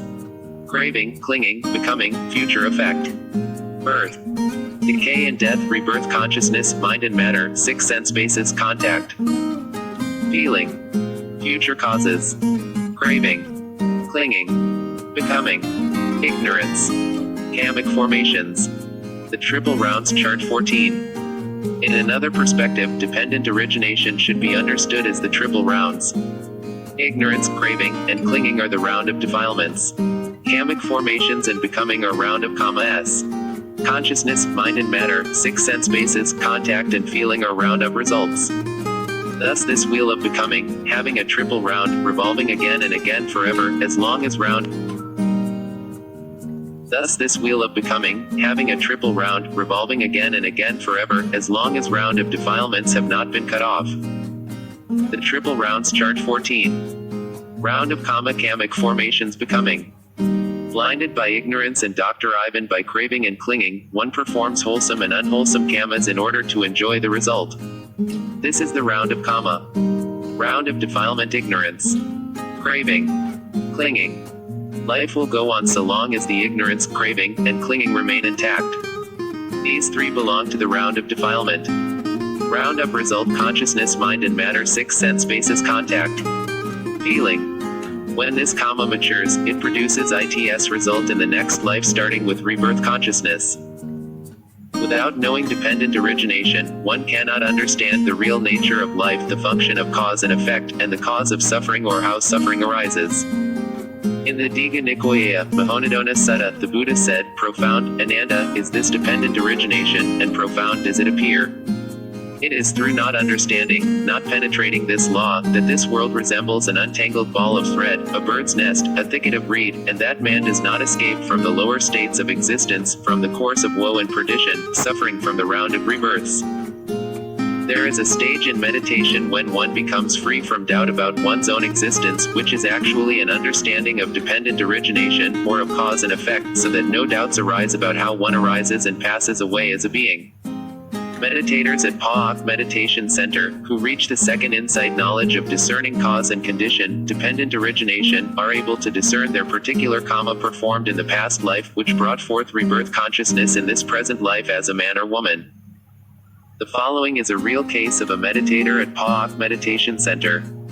When she reached the second insight knowledge of discerning cause and effect, she tried to find out the cause of her present existence of 5 aggregates as a woman. Since the resultant 5 aggregates are arising at the moment of rebirth consciousness, she had to trace back to the past life which caused her rebirth. Initially, she had to discern the present mind and matter, and going backwards until she saw the mind and matter present at the time near death in the previous life, taking the sign of karma as object. In her case, she saw the sign of karma of a man offering a candle to the pagoda. Then, beginning with the 4 elements meditation, she further examined the mind and matter present while making that offering of a candle. She found that the man was very poor with a wife and son. One day, his family went to one of the pagodas and offered their services to clean the pagoda surroundings. On completion, he searched around to find something to offer. He found a half-burnt candle on the altar. With great joy, he lighted up the half-burnt candle and offered it to the pagoda respectfully with strong volition. Having reflected on his state of misery as a man who had to earn a living to support his family, he made a wish for life as a woman in his next existence. In this case, ignorance, abhidhamma, is the wrong knowledge that woman is a reality, not knowing that woman is mere mind and matter, which is constantly changing. The liking and craving for life as a woman is craving, tauhoi. The intense craving and attachment to life as a woman is clinging, abhidhamma. The wholesome volition, kusala cetanoi, to offer a candle to the pagoda is the volitional formation, sakura, and the kama is the force of kama that was left behind by that wholesome act. Blinded by latent ignorance, craving, and clinging, he performed the wholesome kama, kamic formation, with the wish to be reborn as a woman. His wish was actualized and produced his rebirth as a woman in this present life. The meditator with concentration and wisdom was able to directly discern with right view how these 5 past causes, ignorance, craving, clinging, kamic formations, and kama produced the rebirth consciousness, are 5 aggregates in this present life. The ability to discern causes and effects in this way is the second insight knowledge called the knowledge of discerning cause. The ability to discern causes and effects in this way is the second insight knowledge called the knowledge of discerning cause and condition, pakaya parigaha, ooa. One may wonder how such a small wholesome act could produce precious human rebirth that is difficult to get. His offering of a candle was supported and reinforced by his prior wholesome act of cleaning the pagoda with the understanding of karma and its result. It meant that wholesome jhanas arose successively and continuously for a long time. Furthermore, he offered the candle with strong volition. When the volition is strong, the karma is also equally strong. The great joy he cherished before offering, at the time of offering, and after offering is said by the Buddha to be a superior charity that could also produce a powerful result. He remembered his wholesome act very often. This caused the wholesome jhana to arise again and again. Thus, surrounded by favorable conditions, his wishes came true. Another experience of a meditator at Pa'ak, when he traced back the cause and effect of his second past life, he saw he was a monk at that life. He used to criticize other fellow monks eating meat, especially beef. His harsh speech was performed with anger. At the dying moment, this unwholesome kama matured and manifested as sign of destination. An ox appeared in his near-death cognitive process, and he passed away. The The rebirth consciousness in the new existence apprehended the same ox as object, and he was reborn as an ox. This ox is shedding a tear at a time with remorse because it could remember its wrong speech performed in the past that led to its predicament now. Fortunately, at the ox's dying moment, its wholesome karma of its previous life as a monk matured. The monk had practiced 4 elements meditation. Based on his purification of virtue, this karma performed in his second past life produced a rebirth as a man in this present life. In the same way, the karma accumulated in the immediate past life does not necessarily produce the rebirth consciousness in the present life. It can be one karma performed many previous lifetimes ago that has met with all the conditions to ripen now. Dependent origination, Paikasamapoeta, explains the conditional and dependent nature of the uninterrupted flux of the manifold mental and material phenomena of existence. It explains how each individual is involved in the wheel of existence, undergoing the round of births and deaths in beginningless saw-time sora. Such an example was Isidos Squared, a nun in Padaliputta, who had attained to arahantship. She was born into an immensely wealthy household at Ujjain. Her father was an influential merchant and she was his only beloved daughter. He married her to another wealthy businessman's son. Both families were very happy with such an ideal arrangement. Isidoe Squared, of course with her good upbringing, became the role model of ideal wives of the Indian culture of her times. She was respectful to husband, mother and father-in-laws and all his relatives, attending to all her duties well and appropriately, and was truly a treasure. In fact, her husband had every reason to rejoice to have found such a beautiful and perfect companion. Yet strangely, her husband could not stand her and he went to voice his dissatisfaction and complaints to his parents. The parents were puzzled as they can see Isidos Squared's virtues, and Isidos Squared was just as amazed at the turn of events. No one, even the husband, could explain why he could not tolerate her and would not set his eyes on her. Much to the dismay of all parties, nothing could be done but to return Isidos Squared to her parents. This was to Isidos Squared the most humiliating experience that nearly devastated her. Among the father's acquaintances, he found a wealthy and virtuous man who was keen to marry his daughter. Although Isidos Squared served her new husband with the utmost love and affection, after barely a month the same strange pattern occurred again. The second husband lost his affection for her, became irritated by her mere presence and eventually sent her back to her parents with the marriage annulled. Both Isidos Squared and her father were totally at a loss. Shortly after, a mendicant came for alms, and it suddenly occurred to the father to offer the ascetic his daughter. The ascetic accepted the offer of a great mansion and wealth with beautiful Isidos Squared as his wife, which was beyond all his expectations. But strangely, after 2 weeks, he went to his father-in-law and begged him to return his begging bowl and robes because he could no longer continue to stay with Isidos Squared under one roof. And he left. Isidos Squared was so miserable that she even considered committing suicide, rather than bearing such humiliation. It so happened on that day, a Buddhist nun came to her father's house on her alms round. Isidos Squared was so impressed with the nun's peaceful countenance that she wanted to become nun. After her ordination, she spent 7 days in utmost exertion and meditation and achieved arahantship with 3 higher knowledges: the recollection of past lives, the knowledge of the passing away and rebirth of beings, and the knowledge of the destruction of defilements. Through her attainment, she saw the underlying causes behind her marital failures in this life and much else that lay in the dim recesses of saw-time sora. 8 lives ago she was a man, a goldsmith, handsome, rich and full of vigor for life. Intoxicated by his own appearance, this dashing goldsmith had seduced many wives of others, without any regard for decency and morality. He loved the game of conquering other men's wives, without a shred of regard for the hurt or the damage he could cause to the families. All he desired was the thrill, the satisfaction of lust without any responsibilities, commitment or conscience. Thus he conducted his entire life. Good begets good, evil begets evil.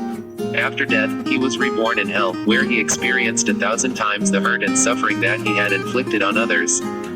Because of his ruthlessness in intention and in deed, so in hell he suffered infinitely ruthless punishments, without pity and without mercy, just as he had been, on earth. The special punishment for adulterers and lechers in hell is a compulsory excursion through a forest where every leaf is a sword. They always see a beautiful woman in the distance, and they will run after her and their body will be cut all over by razor-sharp blades, but they will never catch the lady. This was suffered by the goldsmith for a long time for his evil karma. After hell, having worked through the worst consequences of his misdeeds, he was reborn in animal form, as a monkey. Only 7 days of his birth, the monkey leader, to prevent future rivalry, bit off the newborn's sexual organs. He was reborn as a sheep next and became a gelding, unable to satisfy the sexual urge. He lived 12 years in misery until he died.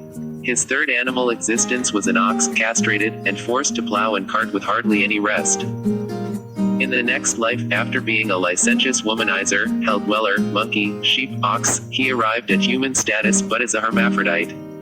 As he had been so obsessed with his own sex organ, and those of women, he had both now.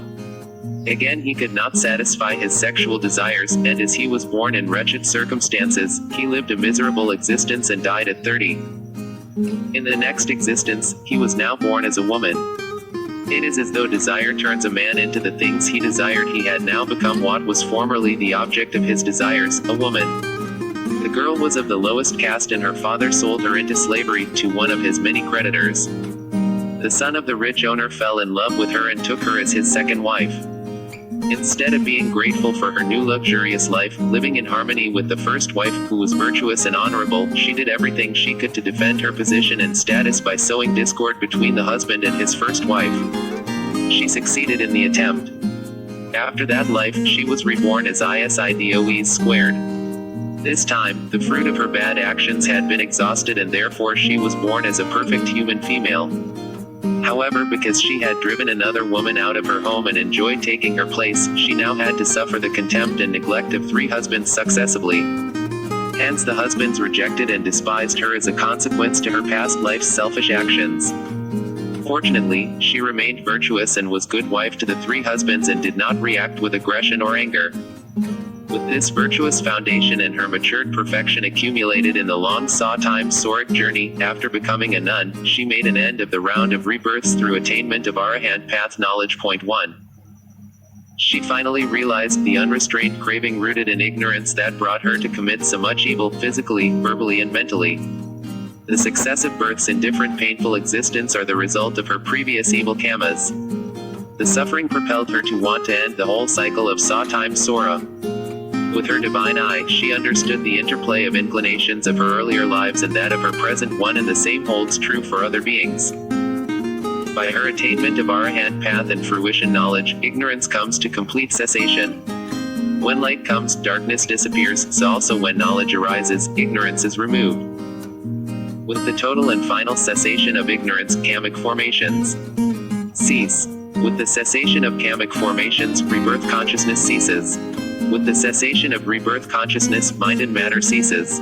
With the cessation of mind and matter, the 6th sense base ceases. With the cessation of the 6th sense base, contact ceases. With the cessation of contact, feeling ceases. With the cessation of feeling, craving ceases. With the cessation of craving, clinging ceases. With the cessation of clinging, becoming ceases. With the cessation of becoming, birth ceases. With the cessation of birth, old age, decay, death, sorrow, lamentation, pain, grief and despair do not arise. Thus, cease the entire mass of suffering. The whole chain of dependent origination breaks down. Ch.8 The Noble Eightfold Path. In order to bring ignorance to complete cessation, there is only one path, the Noble Eightfold Path.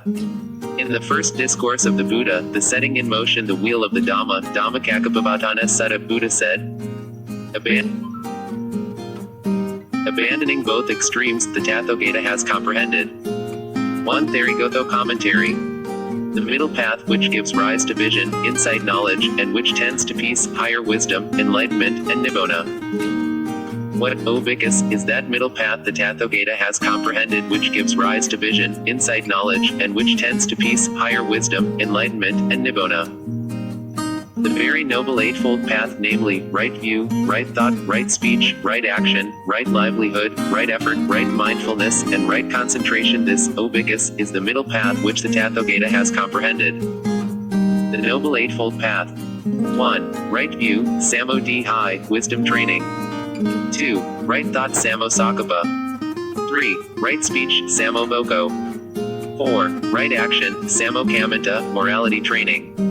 5. Right livelihood, Sammo 6. Right effort, Sammo 7. Right mindfulness, samosati, concentration training. 8. Right concentration, samosamodhi. This noble eightfold path can be divided into 3 trainings. 1. Morality training, sila sikho, niwit constitutes right speech, right action, and right livelihood.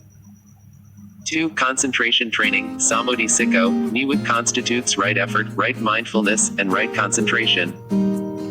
3. Wisdom training, paoi sikho, niwit constitutes right view and right thought. In order to eradicate the defilements which bring forth suffering, one has to develop wisdom to penetrate into things as they really are, together with their causes, as impermanence, unsatisfactoriness, and non-self. When the true nature of phenomena unfolds, one sheds the illusion of permanence, satisfactoriness, and substantiality and let go of attachment. The attachment comes from seeing things in the wrong way. However, in order to see things as they really are, one has to develop right concentration first, as Buddha said in Samyutta Nikaya, in Kandavagga, Discourse on Samadhi. Oh, monks, develop concentration. Those who have concentration see things as they really are. What things do they know as they really are? They know as they really are as the 5 aggregates are mind and matter are the truth of suffering. They also know the cause, which is craving. They know the arising of the truth of suffering is because of the arising of the causes, and the cessation of the effect of the truth of suffering. They know the arising of the truth of suffering is because of the arising of the causes, and the cessation of the effect of the truth of suffering is because of the cessation of the causes. They also actually know the nature of impermanence, anicca, unsatisfactoriness, dukkha, and non-self, anatta, of both cause and effect. These dhammas are profound and subtle, hidden in our minds and bodies. It is not easy to penetrate into them without the help of concentration. Just like when you want to penetrate into the invisible cells or bacteria in a glass of water, you need a microscope. Similarly, if you want to see through to the real nature of mind and body, you need the help of concentration. So it is important to develop concentration first before the nature of things can unfold.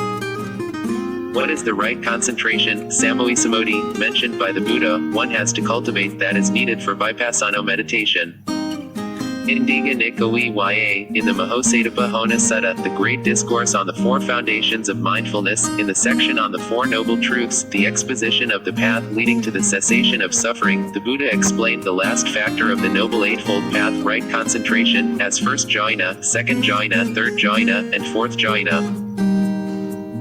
In the Visuddhimagga, it is mentioned that access concentration, upakara samadhi, together with the 4 fine material sphere jhanas, ripuavakara samadhi, and the 4 immaterial sphere jhanas, irapuavakara samadhi, or the 8 attainments, samopati, are known as purification of mind, sata visuddhi, according to the way of the 7 stages of purification. In the 7 stages of purification practice, after purification of virtue, sila visuddhi, one must try to have purification of mind in order to proceed to purification of view, dhyahi visuddhi, one is stated by Arahant Puoa Mantoipada in Majjhima Nikaya, the Relay Chariots, Rathavan Squared Ta Sutta. The Arahant Puoa Mantoipada answered the question posed by Venerable Sorapada. Purification of virtue is for the sake of reaching purification of mind. Purification of mind is for the sake of reaching purification of view. Purification of view is for the sake of reaching purification by overcoming doubt. Prior pure insight meditators, Sutta Vipassano Yonika, do not need to develop jhanas, they need to develop access concentration or neighborhood concentration, upakara samadhi. But concentration training is not possible without moral purity. Moral purity constitutes 1. Right speech. One abstains from telling lies. B. One abstains from backbiting. 1. Purification of view is to discern the personality as a compound of mental and material factors which occur interdependently, without any controlling self within or behind them. This stage is also called the analytical knowledge of mind and matter, no marapavabathena ooa. C. One abstains from harsh speech.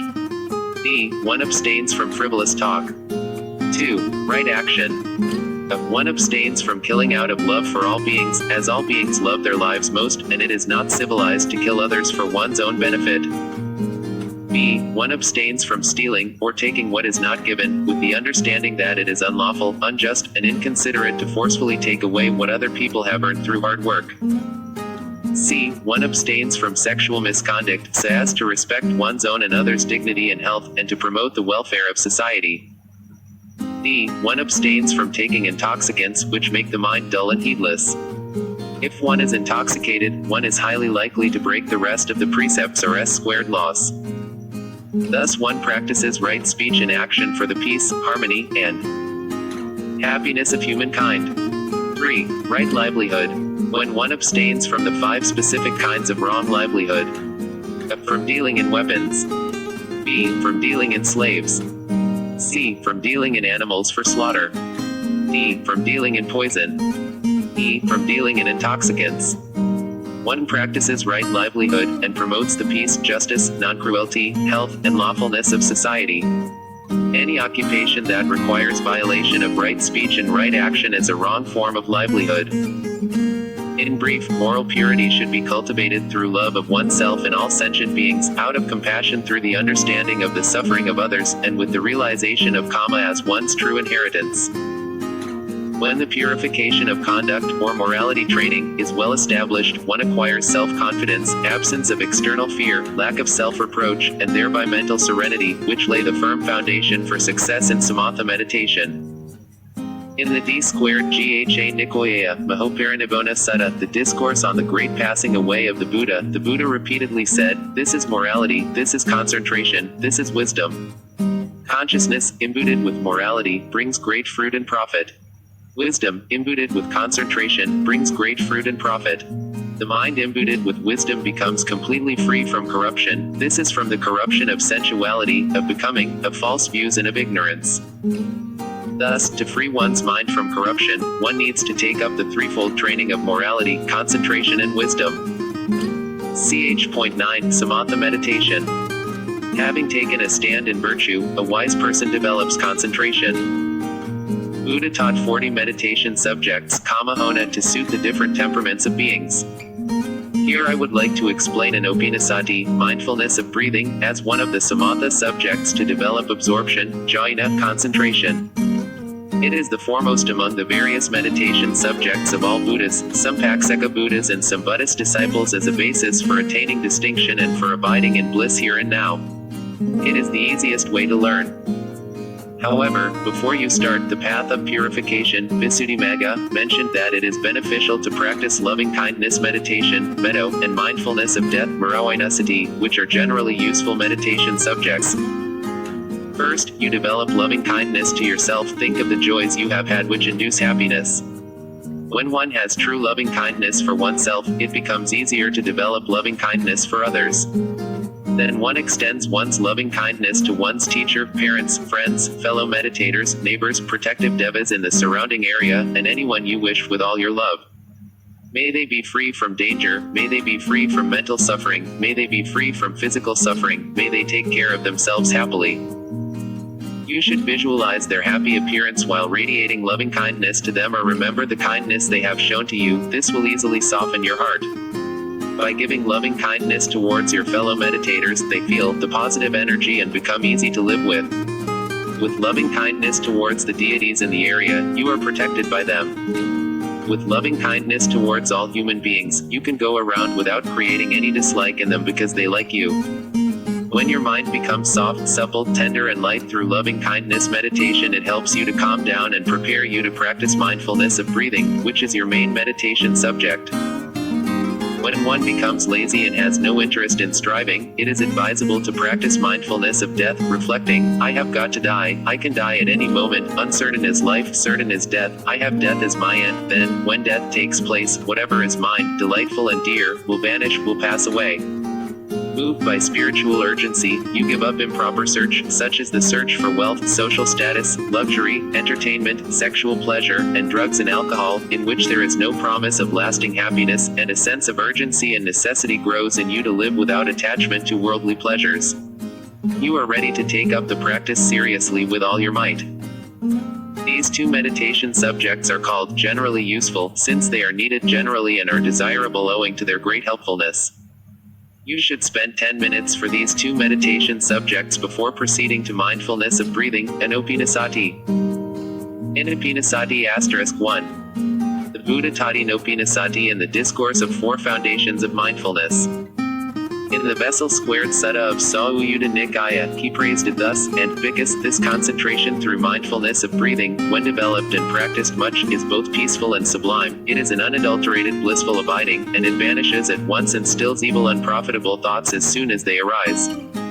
All Buddhas start with the practice of Inopanasati until the attainment of Buddhahood. To begin with, keep the body erect so that one's skin, flesh, and sinews are not twisted, and so the feelings that would arise moment by moment if they were twisted do not arise. Make sure there is no tension in the body, which could be the manifestation of the hidden attachment and resentment toward oneself, certain people or situation. Let go of them. Why keep something which is harmful to you? When the mind is clear of defilements, the body will be at ease. Start with breathing in and breathing out mindfully. Gently fix your attention on the tip of the nose or upper lip where the breath touches. If you cannot find the point where the air touches, then just be aware of the breath. The breath is our meditation object, not the touching point. Don't follow the breath up to the top of the head or down into the belly, just gently fix the attention or your mind on the place where the breath touches. To illustrate this, there is a simile of the gatekeeper. Just as a gatekeeper does not examine people entering inside and outside the town, asking, "Who are you? Where have you come from? Where are you going?" but does examine each person as they arrive at the gate, so too, the incoming breaths that have gone inside and the outgoing breaths that have gone outside are not your concern, but they are your concern each time they arrive at the nostril gate itself. If you follow your breath inside and outside the body, you will not be able to develop one-pointedness of mind because your mind is constantly moving up and down. Breathe naturally. You should not focus too strongly, as that will certainly cause tension in your nose, forehead and head. Your nose will become hard and 1. The practice of Inopanasati derived here is taught by Ben. Pa Aksayada. Stiffen your head will become heavy. Excessive effort causes irritation of mind, which in turn causes restlessness of mind. This is a common mistake made by most meditators. The more effort they exert, the more restless they become, until gradually the why become discouraged and downhearted, causing them to lose. The more effort they exert, the more restless they become, until gradually the why become discouraged and downhearted, causing them to lose faith and interest in the process so that they stop halfway without reaching the goal. So be careful not to focus too strongly on the breath. Instead, you should just simply be aware of the breath. The effort should be directed to control the mind, not to drift along with fantasy, planning, reasoning, doubt, regret, and so on, and overshoot the object of the breath. Also, avoid paying attention to the cold or heat of the breath, which is the characteristic of the fire element. If one pays attention to this, it becomes four elements meditation, not Inopanasati. Just breathe naturally without any strain in your mind and body. Let go of all expectations. Expectation makes the mind tense up. Rest your mind in the breath. If you find it difficult to concentrate on the breath at the beginning, don't feel discouraged. It is natural for our mind to wander here and there. Just as the Buddha had said, the mind wanders at will. To overcome restlessness, the Visuddhimagga encouraged you to use the counting method. You should count after the end of each breath slowly like this: in breath, out breath 1, in breath, out breath 2, in breath, out breath 3, in breath, out breath 8. You should count up to 8 but not exceeding 10. If you count more than 10, your mind will turn its attention to the number, not the breath. You should determine that you will not let your mind drift or wander at each set of 8. You should only be aware of the breath without any tension. Be careful not to exert too much effort while watching the breath. Excessive effort causes agitation of the mind. When your mind becomes calm after half an hour or an hour, you should give up counting and proceed to the next stage. When you are breathing in a long breath, you know that it is a long in breath. Breathing out a long breath, you know that it is a long out breath. Breathing in a short breath, you know it is a short in breath. Breathing out a short breath, you know it is a short out breath. What is long or short here? It is the duration of time. If it takes a long time to breathe, then it's a long breath, and if it takes a short time to breathe, then it's a short breath. You should not try to make the breath long or show RT, or else you will get tired. Let it happen naturally. Just be aware if the breath is long or short, but concentration must still be on the breath that is touching the nostril or upper lip. Do not follow the breath inside the body or outside the body. When you are concentrating on the breath, sometimes you may feel hot tingling or pain in your leg or some other sensation that is more prominent than the breath, but you should not shift your attention to that. If you do so, your concentration on the breath breaks. Parinopinasati, the breath is your only object. Except breath, you shouldn't pay attention to any other object. In the midst of practice, one is sure to face some obstacles that block the progress. When the obstacles occur in the mind becomes dark, unworkable, unwieldy, and attaining jhana is utterly impossible. What are they? They are the 5 hindrances, nivira, of sensual desire, ill will, sloth and torpor, restlessness and worry and doubts. 1. Sensual desire, komaganda. This is the desire to get the 5 sense objects, such as pleasant visible objects, sounds, smells, tastes, and touch. Pleasant visible objects include the sight of the opposite sex, television programs, movies, or dances and plays. Some people have attachment to certain kinds of food. If they cannot get the smell and taste they want, the mind becomes agitated or irritated due to unfulfilled desire, based on sensual desire. Longing for pleasant, soft and comfortable touch when one is devoid of them can be disturbing as well. The cultivation of contentment is necessary here. If one has strong attachment to the opposite sex, one's mind will linger on him or her frequently, rather than settle down on the breath. How can we get rid of the attachment to people, or the opposite sex, during meditation practice? When that desire or lust arises, one should reflect on the impurities of the 32 parts of the body of that person. For example, one contemplates the repulsiveness of head hair, body hair, nails, teeth, skin, flesh, sinews, bones, bone marrow, kidneys, heart, urine, feces, and so on, from the head down to the soles and from the soles up to the head, again and again. Eventually, one's desire for the opposite sex will subside. Then one's mind will become calm, stable, and can continue to concentrate on the breath again. And if one has desire for inanimate things, one should pay attention to the impermanent nature of all conditioned phenomena. Whatever phenomena they are, whether good or bad, they will change, vanish, and pass away. Reflecting thus, one's attachment, craving, and clinging to that object will gradually cease. This is how one should overcome sense desire towards inanimate things by wise reflection. The Buddha compared the sense desires to water of different colors. In such water, one cannot see one's own reflection, so also, when one is obsessed by sense desires, one cannot see one's own benefit, or the benefit of others, or the benefit of both. 2. Ill will biopoeta. Ill will is resentment, agitation, hatred, or dissatisfaction towards people or oneself or towards objects or certain situations. How does anger arise towards certain people in the meditation practice? In a meditation retreat, when your mind is well concentrated on the breath, a person who sits beside you keeps on coughing, burping, walking in and out, and changing his posture frequently, creating a lot of noise. Your mind gets distracted and you become angry at that person. Because of the arising of the anger, your mind is no longer fixed on the breath. At this moment, you should be aware of your anger and the cause of anger.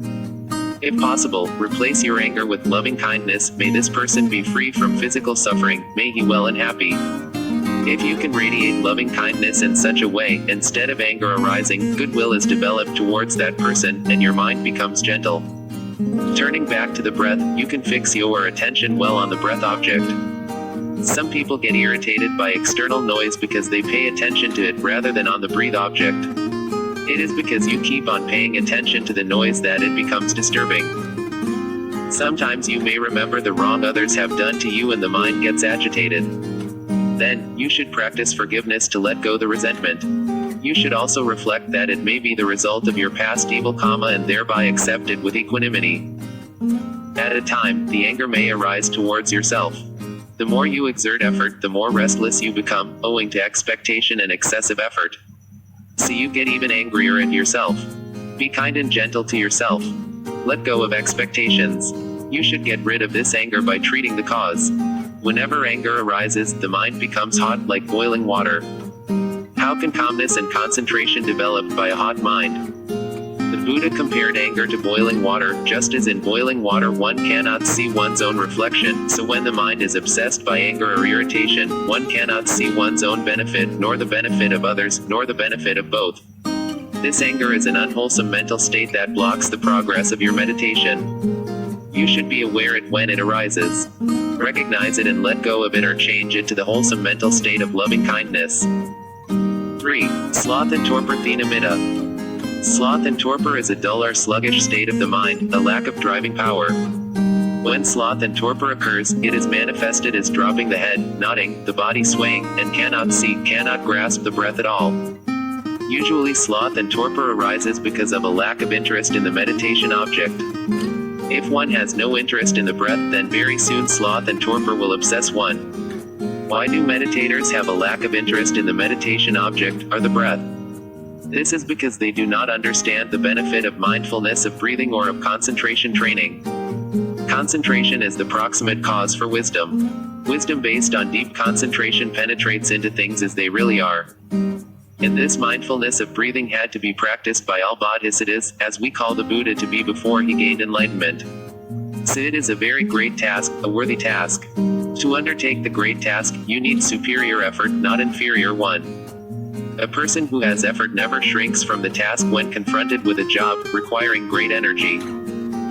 How to overcome sloth and torpor when it arises. One can reflect some inspiring stories of how monks or meditators aroused their effort to overcome all their difficulties. During Buddha's time, there was one man who, after understanding the hallucination of life, renounced all his property and became a monk. He practiced very hard in meditation. He was afraid he would fall asleep during sitting meditation. So in the middle of the night, he would walk without sleep so much so that his soles were bleeding, and he could not continue his walking meditation. He started to crawl on the ground. One of the hunters did not know it was a human being, he thought it was an animal. So the hunter pierced his back with a spike, which caused severe pain in him. Even then, he did not give up, nor relax his effort. Such heroic effort should be able to inspire us and uplift our mind. When our minds are obsessed by sloth and torpor, apart from recollecting the inspiring story of this monk, we should also recollect the benefits of concentration training. The Lord Buddha prescribed sequential means to overcome sloth and torpor. The first is not to pay attention to the thought causing the state of drowsiness. If one does not succeed with it, one may reflect upon the excellence of the teaching to stimulate the dull state of mind. If it fails, one should pull one's ears, rub one's limbs, get up from one's seat mindfully and refresh one's eyes with cold water, look around in all directions and upwards to the stars. One should give attention to the perception of light and cultivate a mind that is full of brightness. Or else one should walk up and down, being aware of going to and fro. Then, by doing so, it is possible that one's drowsiness will vanish. If none of these methods prove helpful, the last antidote suggested by the Buddha is to just lie down, rest or sleep for a short while, keeping in mind the thought of rising, because sometimes sloth and torpor may arise owing to physical fatigue and deprivation of sleep. Overeating and following the wrong diet may cause drowsiness too. When you come to a meditation retreat, you should eat moderately, just enough to sustain the body. The Buddha compared sloth and torpor to water covered with moss. In such water one cannot see one's own reflection. Similarly, when the mind is obsessed with sloth and torpor, one cannot see one's own benefit, nor the benefit of others, nor the benefit of both. 4. Restlessness and remorse, uddhacca kakuka. Restlessness is like a heap of ashes. When hit by a stone it flies up and is scattered everywhere. It is a scattered, distracted state of mind. As soon as we try to focus on a meditation object like breath, we find that our mind very swiftly loses its power of attention. Restlessness drives our mind from thought to thought. The mind is like a monkey jumping here and there without stopping. This is because our mind has long been indulging in say-and-see pleasures. Now that we are instructed to focus our mind on a single object, the breath, in which there is no enjoyment at all in the beginning, our mind may start to dash to and fro because it no longer gets the pleasure it was formerly used to. Just like a fish that has been brought out of the pond and put on dry ground, jumping and struggling here and there, wanting to go back to the water where it used to live, so also the mind. So we need persistent effort and perseverance, taking our mind back again and again from the external world to the breath, anchoring our mind there with the rope of mindfulness. If we let our mind go according to its will, nothing can be accomplished. We need to tame our mind. It is like taming a calf. When you want to tame a calf, you tie it with a rope to a post. In the beginning, the calf will run here and there, wanting to be free. But the rope is firmly tied to the post. It's not easy for the calf to get free from it. After struggling for some time, the calf gets tired and doesn't want to move anymore, so it becomes quiet and lies down in one place. Similarly, if you want to tame your mind, you should tie your mind with the rope of mindfulness to the post of the breath. If you can do so, gradually the mind will become calm. Excessive effort also causes restlessness.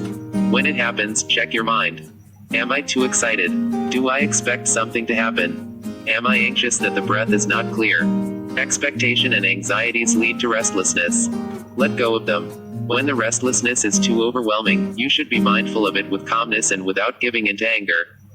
Temporary changing the meditation subject may help. Remorse is also one of the hindrances blocking meditation progress. We may remorse over the wrong deeds we had done in the past, and over the good deeds we did not do.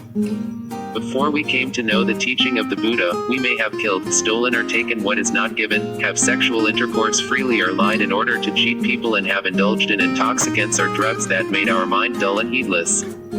Having known the teachings of the Buddha, we understand that all these are unwholesome deeds, which can produce their bad consequences when their time ripens.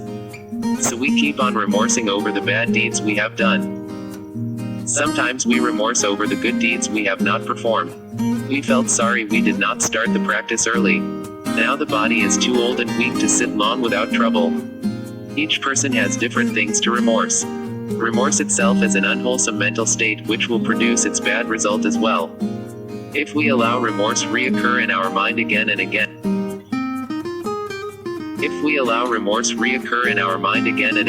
then it will come up very often to the mind. Being disturbed by it, the mind cannot settle on the breath. The best way to overcome remorse is to acknowledge its unwholesomeness and let go of it. The Buddha compared restlessness and remorse to agitated water whipped up by the wind, in which one cannot see one's own reflection. Likewise, when the mind is filled with restlessness and remorse, one cannot see one's own benefit, nor the benefit of others, nor the benefit of both. 5. Skeptical doubt Vichikiko. Skeptical doubt is doubt about the teachings of the Buddha. The enlightenment of the Buddha, or the practice of concentration. When we are instructed to concentrate on the breath, we may think, what is the use? What is the benefit to just be aware of the breath? How can I attain absorption by just concentrating on the simple breath? If our mind is obsessed with this skeptical doubt, we will not commit ourselves to the course of spiritual training, let alone succeed in it. Thus, we should begin the practice with the faith. When doubt arises, we should approach the teacher or any experienced meditator, or to listen to relevant Dhamma to clarify the arising doubt. The Buddha compared doubt to muddy water. Just like in muddy water one cannot see one's own reflection, so also when the mind is obsessed with skeptical doubt about the practice, one will not exert one's effort and one cannot see one's own benefit, as well as the benefit of others and the benefit of both. Thus, it is important for meditators to understand how the 5 hindrances block or obstruct their progress. When they arise, one should try to apply the antidote to overcome them. After the 5 hindrances are surpassed, the mind will concentrate well on the breath. The mind is free from all mental corruption, like greed, hatred, delusion, pride, meanness, stinginess, cruelty, restlessness, and so on. When the mind is thus free from all mental corruption and is continuously fixed on the breath for half an hour, this is higher wholesomeness. When you find you are able to concentrate well, and yet no nimitta, sign of concentration, appears, you should proceed to the next stage. You should be aware of the whole breath continuously from the beginning to the end. This does not mean following the air in and out of the body. Just know the whole breath, which is touching at one place on the nostril or upper lip from the beginning to the end, with the awareness remaining on the tip of the nose. If you are able to concentrate in this manner for 1 or 2 hours, then the nimitta may arise. However, you should proceed to the next stage whether the nimitta arises or not. At this stage you make a mental wish, may my gross breath be calm. Incline your mind to it. Gradually the breath will become smooth, settle, and calm by itself. You must not purposely make the breath calm or settle. If you do so, then gradually you will gasp for air and become tired. If the breath becomes settled by itself and the mind is calm on it, most meditators, by the power of concentration, do not feel the nose or body. There exists only the breath and the mind that is meditating on it. At that moment there is no I or he, only the concentrated mind fixed on the breath. If the mind is calm and concentrated on it for an hour, then for that period all the worry, anxiety, agitation, depression, and unwholesome states of mind are cut off temporarily. It becomes higher wholesomeness kusala. This state is rather close to access concentration, upakara samadhi. Due to present effort in concentration and past perfections forums, the nimitta may arise at this stage. If the nimitta appears, you should not immediately shift your attention to it but continue to be aware of the breath. Just before the nimitta appears, a lot of meditators encounter difficulties. Mostly they find that the breath becomes very subtle and is not clear to their mind. If this happens, you should keep your awareness at the place where you last noticed the breath and wait for it there. Do not be perplexed that your meditation has regressed. Every other meditation subject apart from mindfulness of breathing gets more evident as one goes on giving it one's attention. But mindfulness of breathing, when continued attention is given to it, the breath becomes more peaceful and more subtle. Hence, strong mindfulness on the breath and understanding are necessary at this stage. Do not try to breathe loudly to make the breath clear.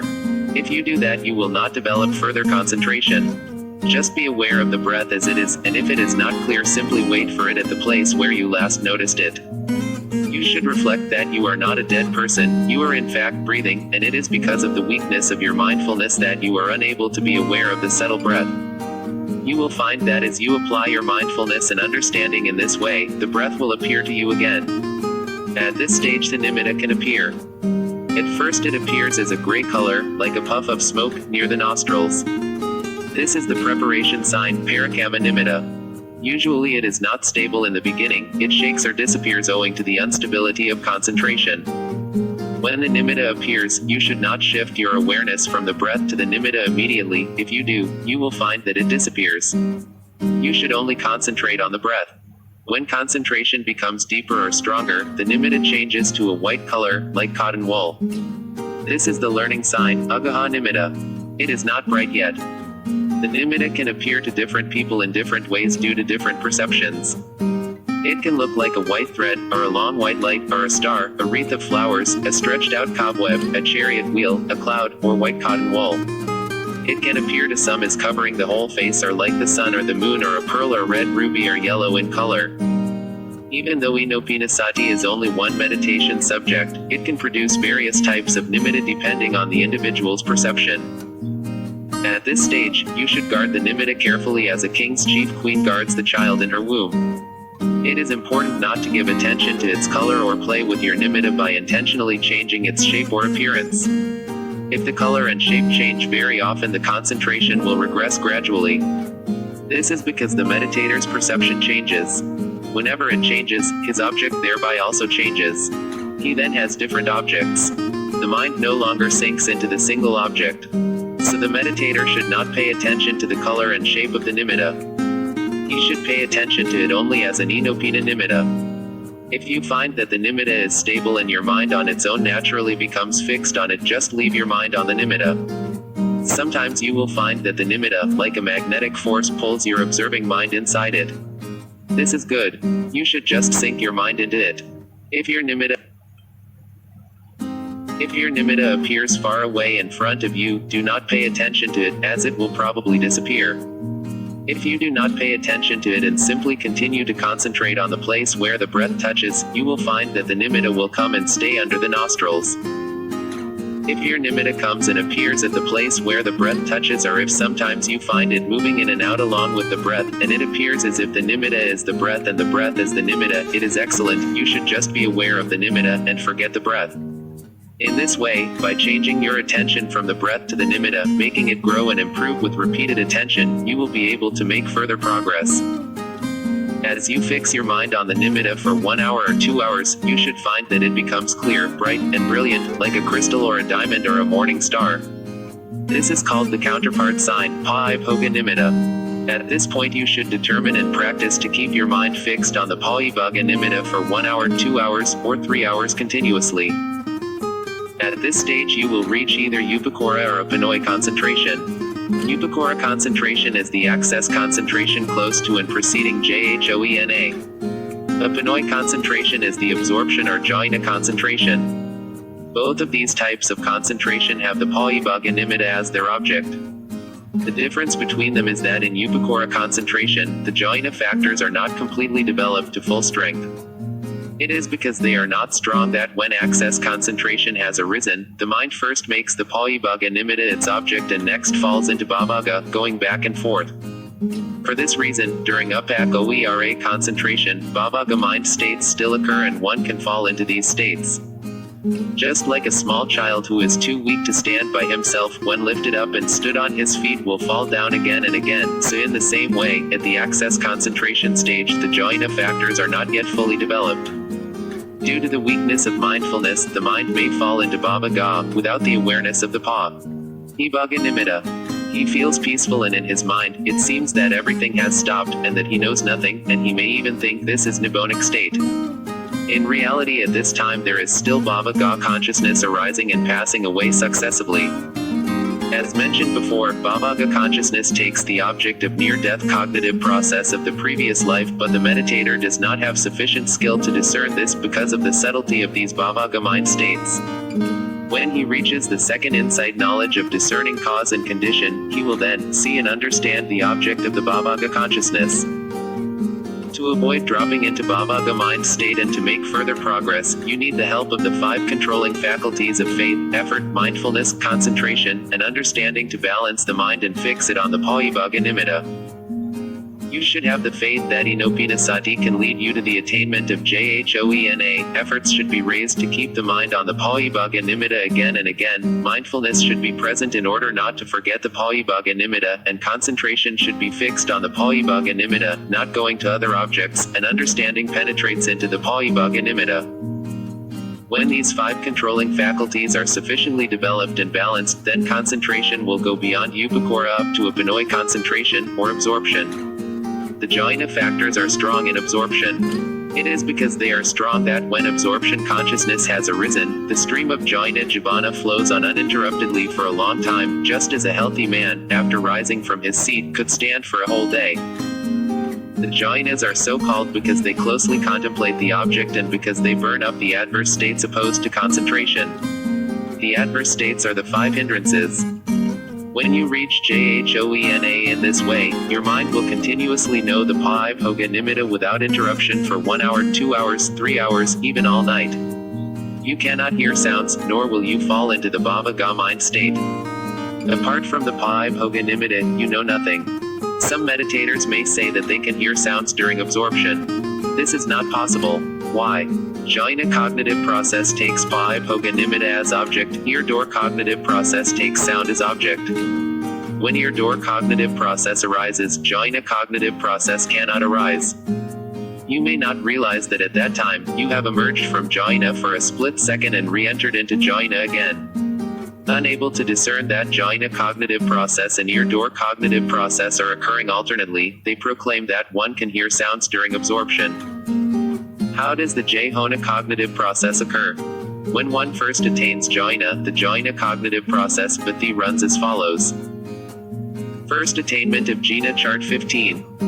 Object pi bhoega nimitta. He PR equals preparation, AC equals access, CN equals conformity, CH equals change of lineage, JH equals JHOENA, B equals bhavaga. When the abhidhamma nimitta appears at the mind door, bhavaga consciousness vibrates and is arrested. Then mind door inverting consciousness adverts the mind to the abhidhamma nimitta, followed by 1. Preparation, which prepares for the attainment of jhana.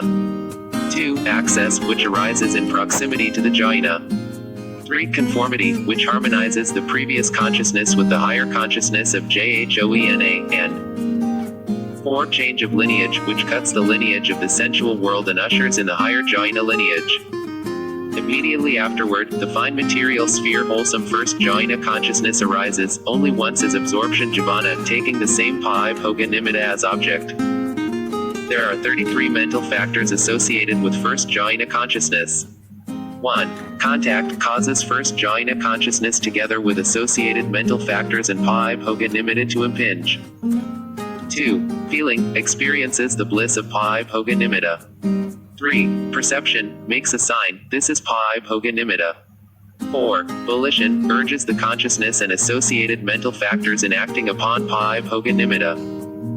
5. One-pointedness fixes the consciousness and associated mental factors into abhidhamma nimitta. 6. Life faculty sustains the vitality of the consciousness and associated mental factors.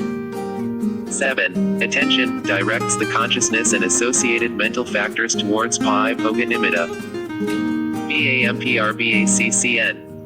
N. CHJHBB. 8. Initial application of mind places the consciousness and associated mental factors on pi bhoga nimitta. 9. Sustained application of mind continuously sustains the consciousness and associated mental factors on pi bhoga nimitta. 10. Decision makes a decision, this is pi bhoga nimitta. 11. Effort, the effort to support the consciousness and associated mental factors to know the pi bhoga nimitta. 12. Joy, being joyous of pi bhoga nimitta. 13. Desire to concentrate on pi bhoga nimitta. 14. Faith, taking pi bhoga nimitta as object with faith in attainment of jhana. 15. Mindfulness makes the consciousness and associated mental factors sink into pi bhoga. 15. Mindfulness makes the consciousness and associated mental factors sink into pi bhoga nimitta, not forgetting pi bhoga nimitta. 16. 17. Shame and fear of wrongdoing. In the attainment of jhana, there is no desire to commit any wrongdoings. This wholesome attitude is called shame and fear of wrongdoing. 18. Non-greed, no attachment to pi bhoga nimitta as mind, when the mind is focusing on pi bhoga nimitta. 19. Non-hatred, the nature of not being harsh or rough is clear when one sees pi bhoga nimitta. 20. Neutrality of mind balances the consciousness and associated mental factors so they can function together, preventing any excess or deficiency. 21. 22. Tranquility of consciousness and of mental factors, tranquility of consciousness and associated mental factors at the time of taking pi bhoga nimitta as object. 23. 24. Lightness of consciousness and of mental factors, the ability to take pi bhoga nimitta lightly and swiftly. 25. 26. Malleability of consciousness and of mental factors, pliancy of consciousness and associated mental factors in taking pi bhoga nimitta as object. 27. 28. Wieldiness of consciousness and of mental factors, adaptability of consciousness and associated mental factors in taking pi bhoga nimitta as object. 29. 30. Proficiency of consciousness and of mental factors, the consciousness and associated mental factors become skillful with pi bhoga nimitta as object. 31. 32. Rectitude of consciousness and of mental factors, uprightness of consciousness and associated mental factors when taking pi bhoga nimitta as object. 33. Wisdom faculty, penetrate into pi bhoga nimitta. Thus there are 33 mental factors and one first jhana absorption consciousness at the attainment of first jhana. In total there are 34 mental phenomena. When one attains first jhana for the very first time, only one jhana jhana consciousness moment arises because of the lack of repetition. With the dissolution of this first jhana consciousness, bhava consciousness flows on again as usual. With subsequent absorption, because of the skill one has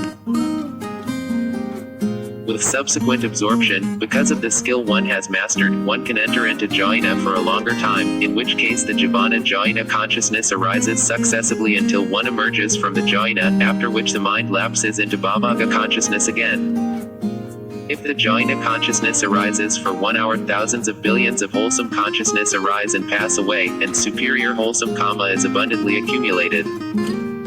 When your mind is fixed on the pi bhoga nimitta for 1 or 2 hours successively for 1 or 2 days, then one should, after emerging from it, turn the attention to the heart area to look for bhavaga mind door.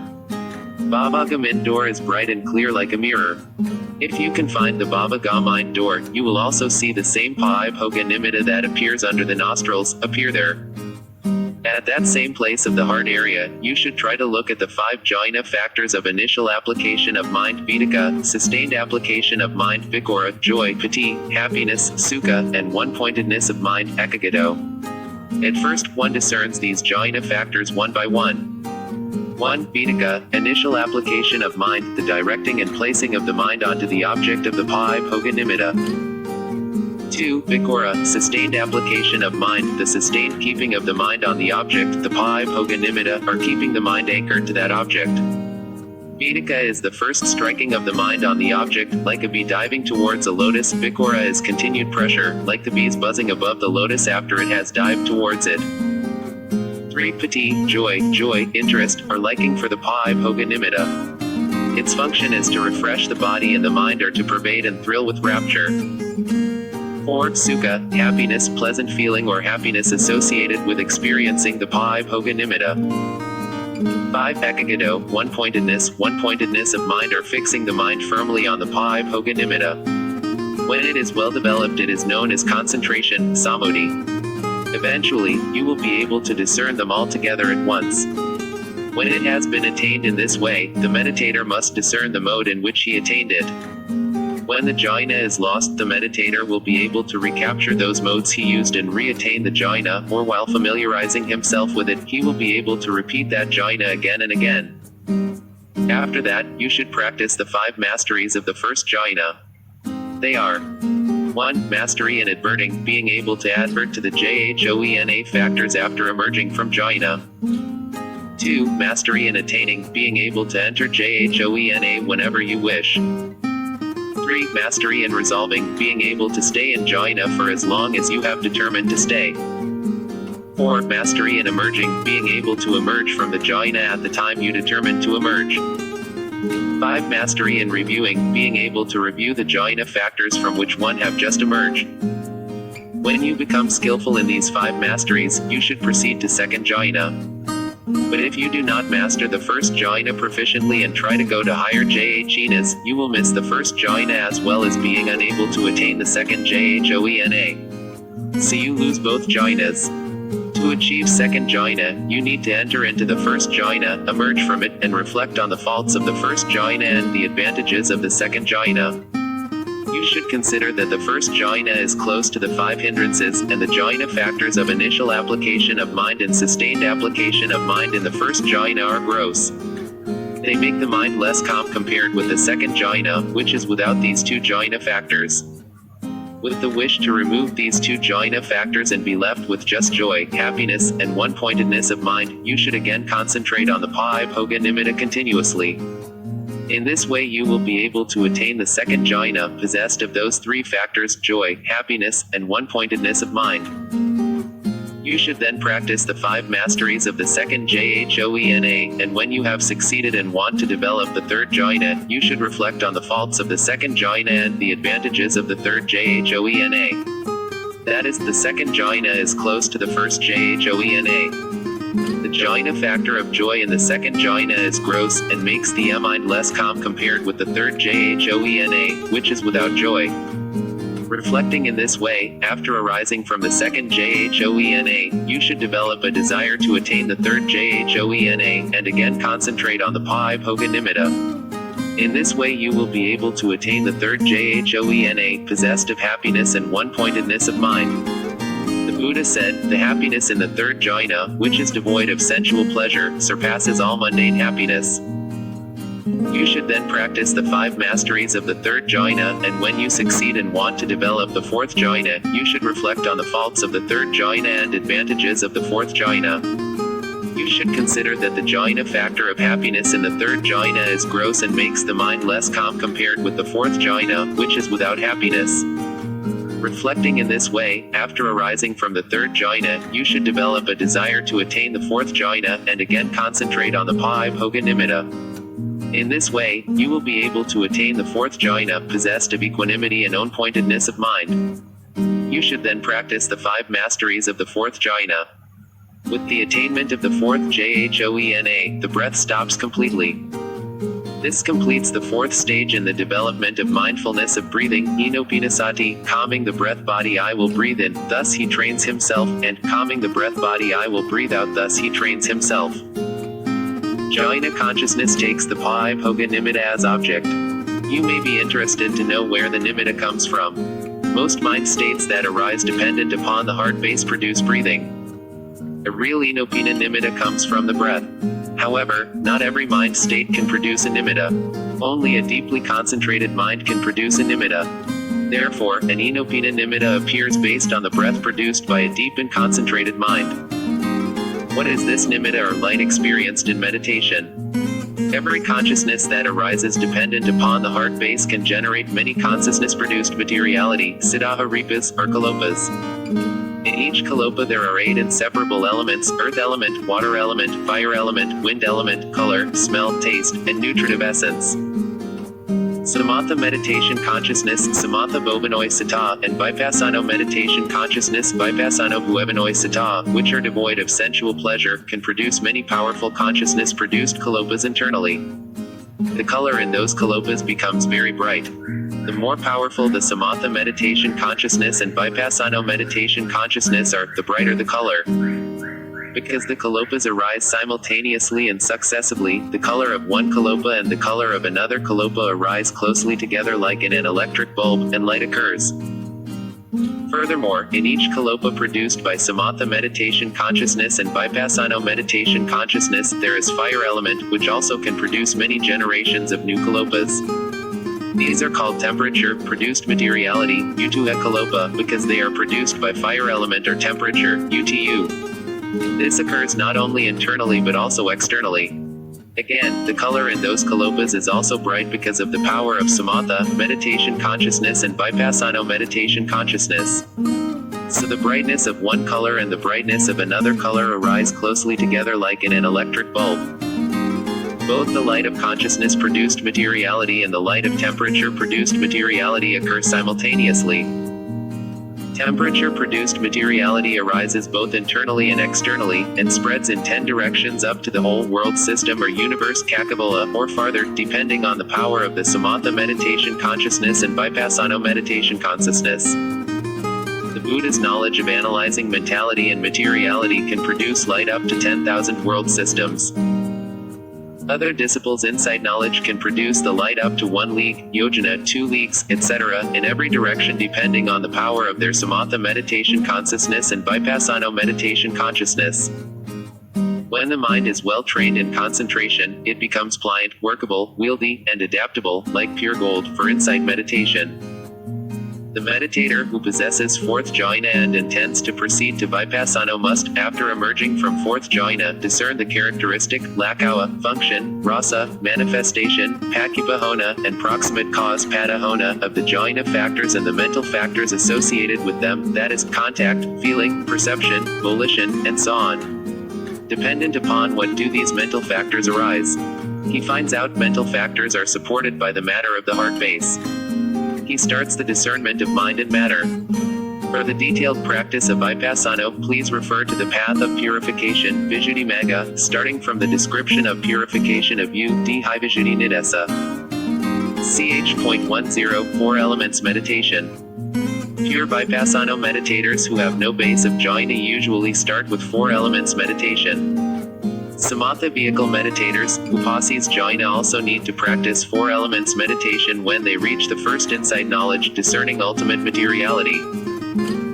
The Buddha taught the brief method of 4 elements meditation in the discourse of the 4 foundations of mindfulness, Mahosatapa Hona Sutta. A bhikkhu reviews this very body however it be positioned or placed as consisting of just elements. Thus, there are in this body just the earth element, the water element, the fire element, and the air element. 1. The earth element has 6 characteristics: hardness, roughness, heaviness, softness, smoothness, lightness. 2. The water element has 2 characteristics: flowing and cohesion. 3. The fire element has 2 characteristics: heat and coldness. 4. The wind element has 2 characteristics: supporting and pushing. The following instructions on the 4 elements meditation practice are excerpts from the book Knowing and Seeing by Venerable Pa Auk Sayadaw in Myanmar. To learn this meditation, you must begin by learning how to discern each of the 12 qualities or characteristics of the 4 elements one at a time. Usually the beginner must be taught the characteristics that are easier to discern first, and the more difficult ones later. They are usually taught in this order: pushing, hardness, roughness, heaviness, supporting, softness, smoothness, lightness, heat, coldness, flowing, and cohesion. Each characteristic must be discerned first in one place in the body, and then one must try to discern it throughout the body. 1. To discern pushing, you may begin by being aware, through the sense of touch, of the pushing in the center of the head as you breathe in and breathe out. When you can discern the characteristic of pushing, you should concentrate on it until it becomes clear to your mind. Then you should move your awareness to another part of the body nearby, and look for pushing there. In this way you will slowly be able to discern pushing first in the head, then the neck, the trunk of the body, the arms, and the legs and feet. You must do this again and again, many times, until wherever you place your awareness in the body you can easily see pushing. If the pushing of the breath in the center of the head is not easy to discern, then try being aware of pushing as the chest expands when breathing, or as the abdomen moves. If these are not clear, try to discern the pulse beat as the heart pumps, or any other obvious form of pushing. Wherever there is movement there is also pushing. Wherever you begin, you must continue to slowly develop your understanding so that you can discern pushing throughout the body. In some places it will be obvious, and in other places subtle, but it is present everywhere throughout the body. 2. When you are satisfied that you can do this, try to discern hardness. Begin by discerning hardness in the teeth. Bite your teeth together and feel how hard they are. Then relax your bite and feel the hardness of the teeth. When you can feel this, try to discern hardness throughout the body in a systematic way from head to feet, in the same way as you did to discern pushing. Care should be taken to not deliberately tense the body. When you can discern hardness throughout the body, again look for pushing throughout the body. Alternate between these two, pushing and hardness, again and again, discerning pushing throughout the body, and then hardness throughout the body, from head to feet. Repeat this process many times, until you are satisfied that you can do it. 3. When you can discern pushing and hardness, try to discern roughness. Rub your tongue over the edge of your teeth, or brush your hand over the skin of your arm, and feel roughness. Now try to discern roughness throughout the body in a systematic way as before. If you cannot feel roughness, try pushing and hardness alternately, and roughness will become clear to you. When you can discern roughness, continue to discern pushing, hardness, roughness, one at a time, again and again, throughout the body from head to feet. 4. When you are satisfied that you can discern those three characteristics, look for heaviness throughout the body. Begin by placing one hand on top of the other in your lap, and feel that the top hand is heavy, or feel the heaviness of the head by bending it forward. Practice systematically until you can discern heaviness throughout the body. Then continue to discern the four characteristics pushing, hardness, roughness, and heaviness, in turn, throughout the body. 5. When you are satisfied that you can discern those four characteristics, look for supporting throughout the body. Begin by relaxing your back so that your body bends forward. Then straighten your body and keep it straight and erect. The force which keeps the body straight, still, and erect is supporting. Practice systematically until you can discern supporting throughout the body from head to feet. If you have difficulty in doing this, you can try to discern supporting together with hardness, as this can make it easier to discern supporting. Then, when you can discern supporting easily, you should look for pushing, hardness, roughness, heaviness, and supporting throughout the body. 6. When you can discern these 5, look for softness by pressing your tongue against the inside of your lower lip to feel its softness. Then relax your body and practice systematically until you can discern softness throughout the body. You can now look for pushing, hardness, roughness, heaviness, supporting, and softness throughout the body. 7. Next, look for smoothness by wetting your lips and rubbing your tongue over them from side to side. Practice as above until you can discern smoothness throughout the body. Then look for the 7 characteristics throughout the body, one at a time. 8. Next, look for lightness by wagging a single finger up and down, and feeling its lightness.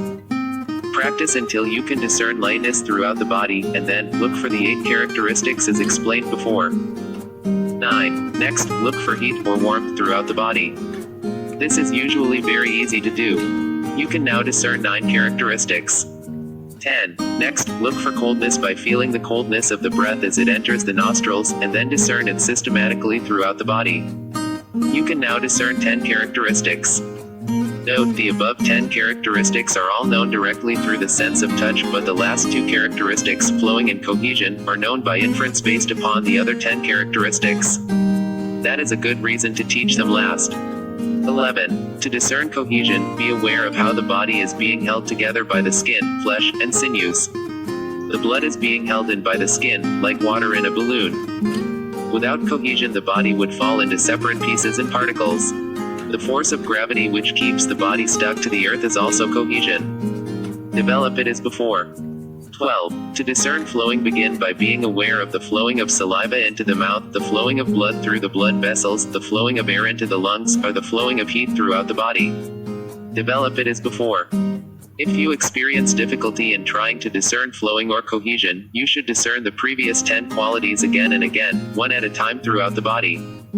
When you have become skilled in this, you will find that the quality of cohesion also becomes clear. If cohesion still does not become clear, then pay attention again and again to just the qualities of pushing and hardness. Eventually you should feel as if the whole body is wrapped up in the coils of a rope. Discern this as the quality of cohesion. If the quality of flowing does not become clear, then look at it. If the quality of flowing does not become clear, then look at it with the quality of coldness, heat, or pushing, and you should then be able to discern the quality of flowing. When you can discern all 12 characteristics clearly throughout the body, from head to feet, you should continue to discern them again and again in this same order. When you are satisfied that you can do this, you should rearrange the order to the one first given above, which was hardness, roughness, heaviness, softness, smoothness, lightness, flowing, cohesion, heat, coldness, supporting, and pushing. In that order, try to discern each characteristic, one at a time from head to feet. You should try to develop this until you can do it quite quickly, at least 3 rounds in a minute. While practicing in this way, for some meditators the elements will not be balanced, some elements may become excessive and unbearable. Particularly hardness, heat, and pushing can become excessively strong. If this occurs, you should pay more attention to the quality opposite the one that is in excess, and continue to develop concentration in that way. You may find that this will balance the elements again, and it is for this reason that 12 characteristics were taught in the first place. When the elements are balanced, it is easier to attain concentration. For balancing the elements, the opposites are hardness and softness, roughness and smoothness, heaviness and lightness, flowing and cohesion, heat and coldness, and supporting and pushing. If one member of these pairs is in excess, balance it by paying attention to its opposite. For example, if flowing is in excess, pay more attention to cohesion, or if supporting is in excess, pay more attention to pushing. The rest can be treated in a similar way.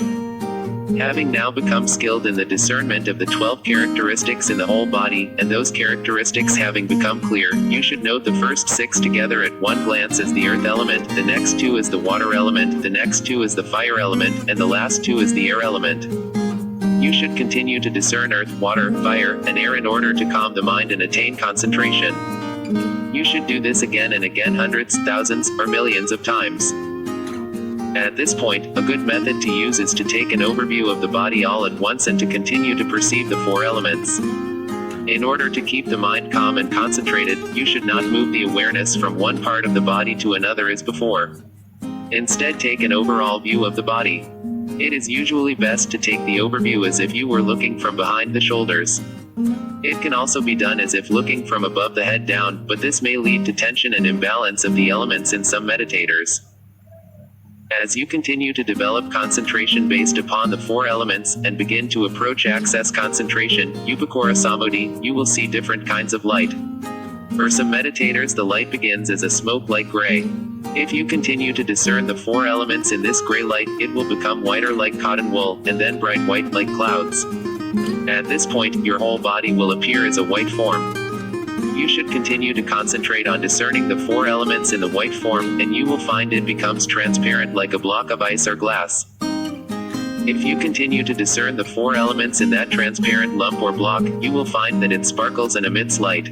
When you can concentrate continuously at least half an hour, you have reached access concentration. With that light, try to discern the space element in that transparent form by looking for small spaces in it. You will find that the transparent form breaks down into small particles which are called repikalopas. Having reached this stage, which is purification of mind, sata visuddhi, you can proceed to develop purification of view, dhyahi visuddhi, by analyzing these repikalopas. That access concentration is the resting place for bare insight meditators who have no previous samatha jhana, as they start their practice directly with the 4 elements meditation. If tiredness occurs during vipasana, they can rest in this access concentration, just as the samatha meditator rests in jhona. Then they emerge with clarity of mind and feel refreshed again for vipassana. The use of jhana as a resting place is explained by a simile in the commentary, the 2 kinds of thoughts, Debedhopataka Sutta of Majjhima Nikaya. Sometimes during a battle, the warriors would feel tired. Also, the enemy might be strong. At that time many arrows would be flying. The warriors, feeling some weakness, would retreat to their fort. Behind its walls they were safe from the enemy's arrows. They would rest and their tiredness would gradually disappear. Then, feeling strong and powerful again, they would leave their fort and return to the battlefield. Similarly, jhana is just like the fort, a resting place for vipassana meditation. There is much to discern in vipassana meditation, so meditators greatly benefit from having a resting place. For the practical experience of different samatha meditation subjects leading up to attainment of jhana, and vipassana leading up to attainment of nibbana, you are welcome to meditate it. For the practical experience of different samatha meditation subjects leading up to attainment of jhana, and vipassana leading up to attainment of nibbana, you are welcome to meditate it. Paak Tayu Forest Meditation Center, Malamayan Township, Mon State, Myanmar, Burma. May you be able to practice the 3 trainings of morality, concentration, and wisdom, eventually to extinguish the fire of greed, hatred, and delusion, and attain to the end of suffering inherent in all conditioned phenomena. Appendix 1. The 12 unwholesome consciousness, akusala siddhini. A. 8 consciousness rooted in greed, lobhamula siddhini. 1 consciousness, accompanied by joy, associated with wrong view, unprompted. 1 consciousness, accompanied by joy, associated with wrong view, prompted. 2 1 consciousness, accompanied by joy, dissociated from wrong view, unprompted. 3 1 consciousness, accompanied by joy, dissociated from wrong view, prompted. 5 1 consciousness, accompanied by equanimity, associated with wrong view, unprompted. 6 1 consciousness, accompanied by equanimity, associated with wrong view, prompted. 7 1 consciousness, accompanied by equanimity, dissociated from wrong view, unprompted. 8 1 consciousness, accompanied by equanimity, dissociated from wrong view, prompted. B 2 consciousness rooted in hatred, dosamula siddhini. 9 1 consciousness, accompanied by displeasure, associated with aversion, unprompted. 10 1 consciousness, accompanied by displeasure, associated with aversion, prompted. These 2 types of consciousness are associated with aversion. C 2 consciousness rooted in delusion, mohamula siddhini. 11 1 consciousness, accompanied by equanimity, associated with doubt. 12 1 consciousness, accompanied by equanimity, associated with restlessness. These 2 types of consciousness involve sheer delusion. Appendix 2. The 8 sense sphere wholesome consciousness, kamavakara kusala siddhini. 1 consciousness, accompanied by joy, associated with knowledge, unprompted.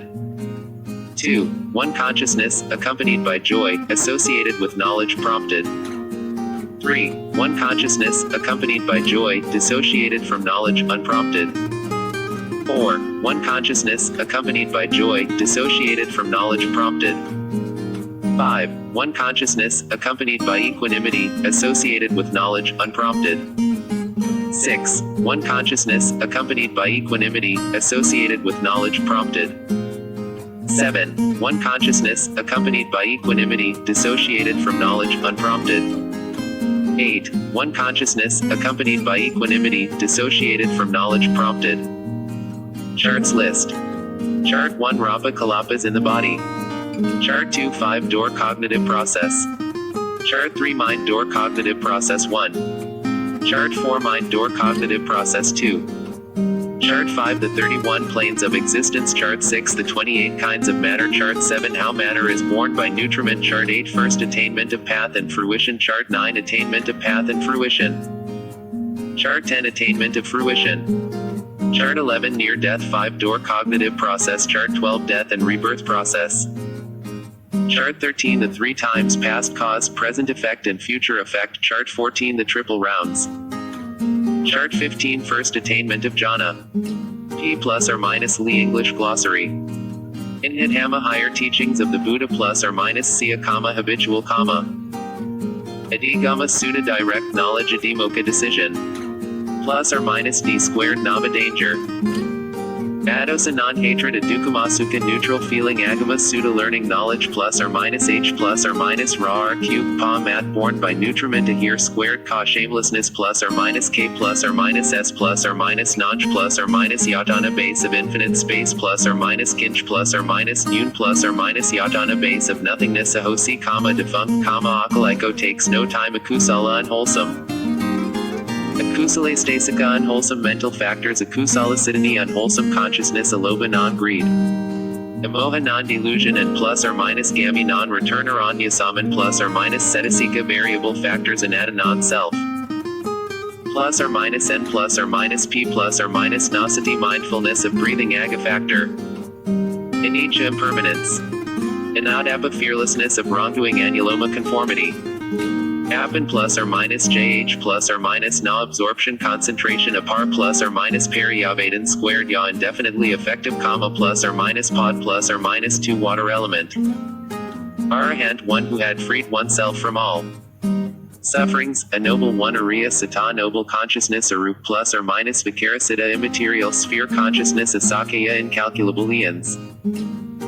It's Sakata Dhamma unconditioned Dhamma plus or minus Sana comma death proximate comma Asanya Sada non-percipient beings Ada plus or minus Dub plus or minus D plus or minus not clinging to a doctrine of self at squared Ta Bhavaga past Bhavaga. Abhijj plus or minus ignorance. Abhinipoga Rupa's inseparable elements Bhaga dissolution. Bhava existence becoming Bhavaga factor of existence, life continuum Bhavaga Kalana vibrating Bhavaga. Baba Gupaketa arrest Bhavaga Baya fearful. Brahma inhabitant of fine material sphere realm and immaterial sphere realm Brahma B plus or minus Ra sublime abiddings by plus or minus P plus or minus dial will. C plus or minus God generosity. Kaka plus or minus La universe world system Kakuvi Enya I consciousness Karana conduct. Karita temperature Sedan plus or minus volition Cetasika mental factors Chanda desire. Sita consciousness. Siddhaha R cube Pa consciousness Morn matter Siddhakamanyat plus or minus wieldiness of consciousness Siddhalahit plus or minus lightness of consciousness Siddhamudit plus or minus malleability of consciousness Sita Niy plus or minus Ma fixed law of consciousness Siddha plus or minus Gunyata proficiency of consciousness Siddhapacity tranquility of consciousness Sita Vishuddhi purification of mind Siddhajukit plus or minus rectitude of consciousness Kuta Siddha death consciousness. D plus or minus not charity. Dhamma truths, teachings of Buddha Dhatu elements. D micro had Hamavadan squared ya immediate effective comma D micro high view. D micro high Vishuddhi purification of view D micro hub plus or minus D plus or minus not clinging to false views Domanasa unpleasant feeling dosa hatred. Dosamula siddhini consciousness rooted in hatred dukkha suffering, unsatisfactoriness ganda smell garuka comma weighty comma. Dosamula siddhini consciousness rooted in hatred dukkha suffering, unsatisfactoriness ganda smell garuka comma weighty comma gadi nimitta sign of destination gh plus or minus navinyana knows consciousness gatrabu change of lineage hiri shame. Indriya controlling faculty iss plus or minus envy. Janaka comma productive comma J plus or minus teenager birth. Jivana impulsion running swiftly JH plus or minus na absorption concentration JIVH plus or minus vijnana tongue consciousness J squared by Indriya life faculty. Kappas eons. Comma actions. K plus or minus makanda sensual desire. K plus or minus mata plus or minus craving for sensual pleasures. Thinking it's permanent kamasakata all beings are owners of their own. Comma micro H plus or minus na meditation subjects K plus or minus M plus or minus vikarasita sense sphere consciousness K plus or minus MUP plus or minus D plus or minus na clinging to sensual pleasures Karun plus or minus compassion. Kaja the device of meditation subjects Katat plus or minus comma reserve comma. K plus or minus kamanyata wieldiness of mental body K plus or minus yalahad plus or minus lightness of mental body K plus or minus yamudit plus or minus malleability of mental body K plus or minus P plus or minus gunyat plus or minus proficiency of mental body K plus or minus yapasity tranquility of mental body K plus or minus yavinyana body consciousness K plus or minus ujukit plus or minus rectitude of mental body kanda aggregate. Kikagana compactness of the functions Kilesa defilements Korea functional. KRIY plus or minus Sata functional consciousness Kakuka worry. Kusala Sata wholesome consciousness. Lakana characteristic Loba greed. Loba mulasitani consciousness rooted in greed Lokutarasita supramundane consciousness. Korea avarice. Magapath. Ma plus or minus BH cube Ta great elements Manasic plus or minus raw attention M plus or minus Na conceit. Mono mind consciousness Moran plus or minus Sana B squared T near death cognitive process Moran plus or minus Necessity mindfulness of death Met plus or minus loving kindness Mida torpor. MOHA delusion. Mohamulasidani consciousness rooted in delusion mooted plus or minus appreciative joy. N plus or minus Ma mind. U plus or minus on knowledge, insight Nevasan U plus or minus N plus or minus Sanya Yadana base of neither perception nor non-perception Nipanarupa concretely produced matter Nib plus or minus Na deathless state Nibid plus or minus disenchantment Narada Sam plus or minus Patti attainment of cessation N squared Bara hindrances. OJ plus or minus nutritive essence Atapa fear of wrongdoing. Pakaya condition. Pakaya parigahanyana knowledge of discerning causes. In conditions Pakipa micro H plus or minus Na manifestation Pada micro H plus or minus Na proximate cause Panya insight wisdom Panya sick plus or minus wisdom training. Panka DV plus or minus Rabayana 5 door adverting consciousness Paramatha Saka ultimate truth. Parakama preparation Paranib plus or minus Na final Nib plus or minus Na Parina phenomena 5 aggregates in. Their causes should be realized by insight path plus or minus Na method of conditional relations path of squared DH plus or minus 2 earth element. Pa micro IBH plus or minus Ga Nimita counterpart sign Pa micro ICCA Sama plus or minus Da dependent origination Pa micro I Sandichita rebirth consciousness Padasak plus or minus reflective contemplation Pavati within lifetime Phala fruition. Phala Sam plus or minus Patti fruition attainment Fasa contact. P squared T joy. Pathujana worldlings rasa taste. Rupa matter. Rupa cal plus or minus Pa subatomic particles Rupa matter RUP plus or minus Vikarasita fine material sphere consciousness. Sabanutan Ya omniscient knowledge SABH plus or minus VA intrinsic nature.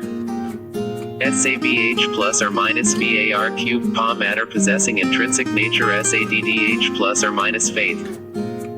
Socket plus or minus Gammy once returner SAKK plus or minus Yadi micro high personality view Sal plus or minus Yadana 6 sense basis Samatha tranquility meditation Sam plus or minus J squared BA right livelihood Sam plus or minus DHI sick plus or minus concentration training Sam plus or minus D micro high right view. Sam plus or minus comment to right action Sam plus or minus Patti 8 attainments Sam plus or minus DHI right concentration Samasana comprehension Sam plus or minus Sakapa right thought Sam plus or minus V plus or minus C plus or minus right speech Samuti Saka conventional truth Samba micro Ichana receiving consciousness Sa times S plus or minus raw round of rebirth Sand plus or minus Na continuity of process Sak plus or minus raw mental or kamic formation Sak plus or minus Rubik plus or minus equanimity towards formation Sakadadama condition Dhamma Sanya perception. Santity Gana compactness of continuity San squared Rana investigating consciousness Sasada D micro high view of eternalism Sati mindfulness S squared L plus or minus morality. S squared L plus or minus Batapar plus or minus M plus or minus Sa attachment to rites and rituals S squared L plus or minus Sick plus or minus morality training S squared L plus or minus Visuddhi purification of virtue Sobanasitasika beautiful factors Somanasa pleasant feeling Sat plus or minus Panastri mentor or Sotavinyana ear consciousness Setamano DV plus or minus Ravi squared T bare mind door process Sutta Vipassan plus or minus Y plus or minus Nika dryer pure insight meditator Sukha happiness.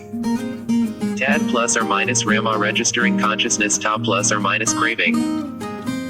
Tadramajadit plus or minus neutrality of mind Tejod plus or minus 2 fire element Th squared Na sloth. Micro high static. TP micro aka 3 collections of Buddhas. Teachings T plus or minus Vadi times S plus or minus Diva realm of gods of 30. 3. Ucheta D. Micro High View of Annihilationism Uddhaka Restlessness Udayabhaya Rise and Fall Agaha Nimitta Learning Sign Up Act plus or minus Rasam plus or minus DHI Access Concentration Up plus or minus D plus or minus Not Clinging. Apapa Javadan squared Ya subsequent effective comma up Ek plus or minus Neutral feeling or equanimity up plus or minus Da rising. Utuniy plus or minus Ma law of temperature Ba color. Via dissolution Bayo plus or minus 2 wind element Vadan plus or minus feeling. By Bhavata plus or minus craving for non-existence Vik plus or minus raw sustained application of mind Vichikik plus or minus doubt. Bijj plus or minus knowledge Vinaya code of conduct Vinya consciousness. Vijnanic plus or minus Yatana base of infinite consciousness VIP plus or minus Ka resultant. VIP plus or minus Kasata resultant consciousness V squared Riya energy. Vijudi pure. Vedika initial application of mind V squared Thimata process freed bypassing plus or minus insight meditation Bodhan plus or minus purification Bhathapana determining. Yanaso Manasic plus or minus raw wise attention Yojana 1 lead bibliography. Acknowledgement is gratefully made to the following works. 4. A Comprehensive Manual of Abhidhamma, The Philosophical Psychology of Buddhism, The Abhidhamma Sangha, General Editor, Bhikkhu Bodhi, Buddhist Publication Society, Kandy, Sri Lanka, 1993. 2. The Light of Wisdom, Talks on Mahagopalaka Sutta by the Most Venerable Uasina Pa Aktaya Sayadaw, WABE. Publications, Kuala Lumpur, Malaysia, 1997. 3. Knowing and Seeing by the Most Venerable Uasina Pa Aktaya Sayadaw, WABE. Publications, Kuala Lumpur, Malaysia, 2nd Revised Edition, 2003. 4. Visuddhimagga The Path of Purification by Bhattacharya Buddhaghosa, translated from Pool Squared by Bhikkhu Nanamoli, The Penang Buddhist Association, 1999. 5. The Middle-Length Discourses of the Buddha, a new translation of the Majjhima Nikaya, translated by Bhikkhu Nanamoli and Bhikkhu Bodhi, Buddhist Publication Society, Kandy, Sri Lanka, 1995. 6. The Long Discourses of the Buddha, a translation of the Digha Nikaya, translated from P plus or minus Li by Maurice Walsh, Buddhist Publication Society, Kandy, Sri Lanka, 1996. 7. The Connected Discourses of the Buddha, a new translation of the Sa 1/2 Yutta Nikaya by Bhikkhu Bodhi, Wisdom Publications, USA, 2000. 8. The Essence of Buddha in Abhidhamma by Dr. Mentin Mon, published by Maimte Zerman, Yangon, printed by U Kya Hate, Yangon, Myanmar, April 1995. 9. The Psychology and Philosophy of Buddhism by Dr. F. Jayasuriya, Buddhist Missionary Society, Kuala Lumpur, Malaysia, 3rd edition, 1988. 10. The Dhammapada Verses and Stories, edited by the Editorial Committee, Myanmar Pataka Association, Yangon, Myanmar, 1990. 11. The Great Disciples of the Buddha. 11. The Great Disciples of the Buddha Their Lives, Their Works, Their Legacy, by Nyanaponika Thera and Helmuth Hecker, Wisdom Publications, Boston in collaboration with Buddhist Publication Society, Kandy, Sri Lanka, 1997. 12. In Abhidhamma in Daily Life by Nina Van Horkum, Triple Gem Press, London, printed by Biddles Limited, Guildford New Edition 1997. 13. The Manuals of Buddhism, Mahodhara Ledi Sayadaw, Agamahapandita, Department of Religious Affairs, Yangon, Myanmar, 1981. 14. In Abhidhamma in Daily Life by Ashin Janakoviva Times Saw, translated and edited by Professor Yuko Lei, revised by Sayadaw US Squared Lonanda, published by International Theravada Buddhist Missionary University, Yangon, Myanmar, 1999.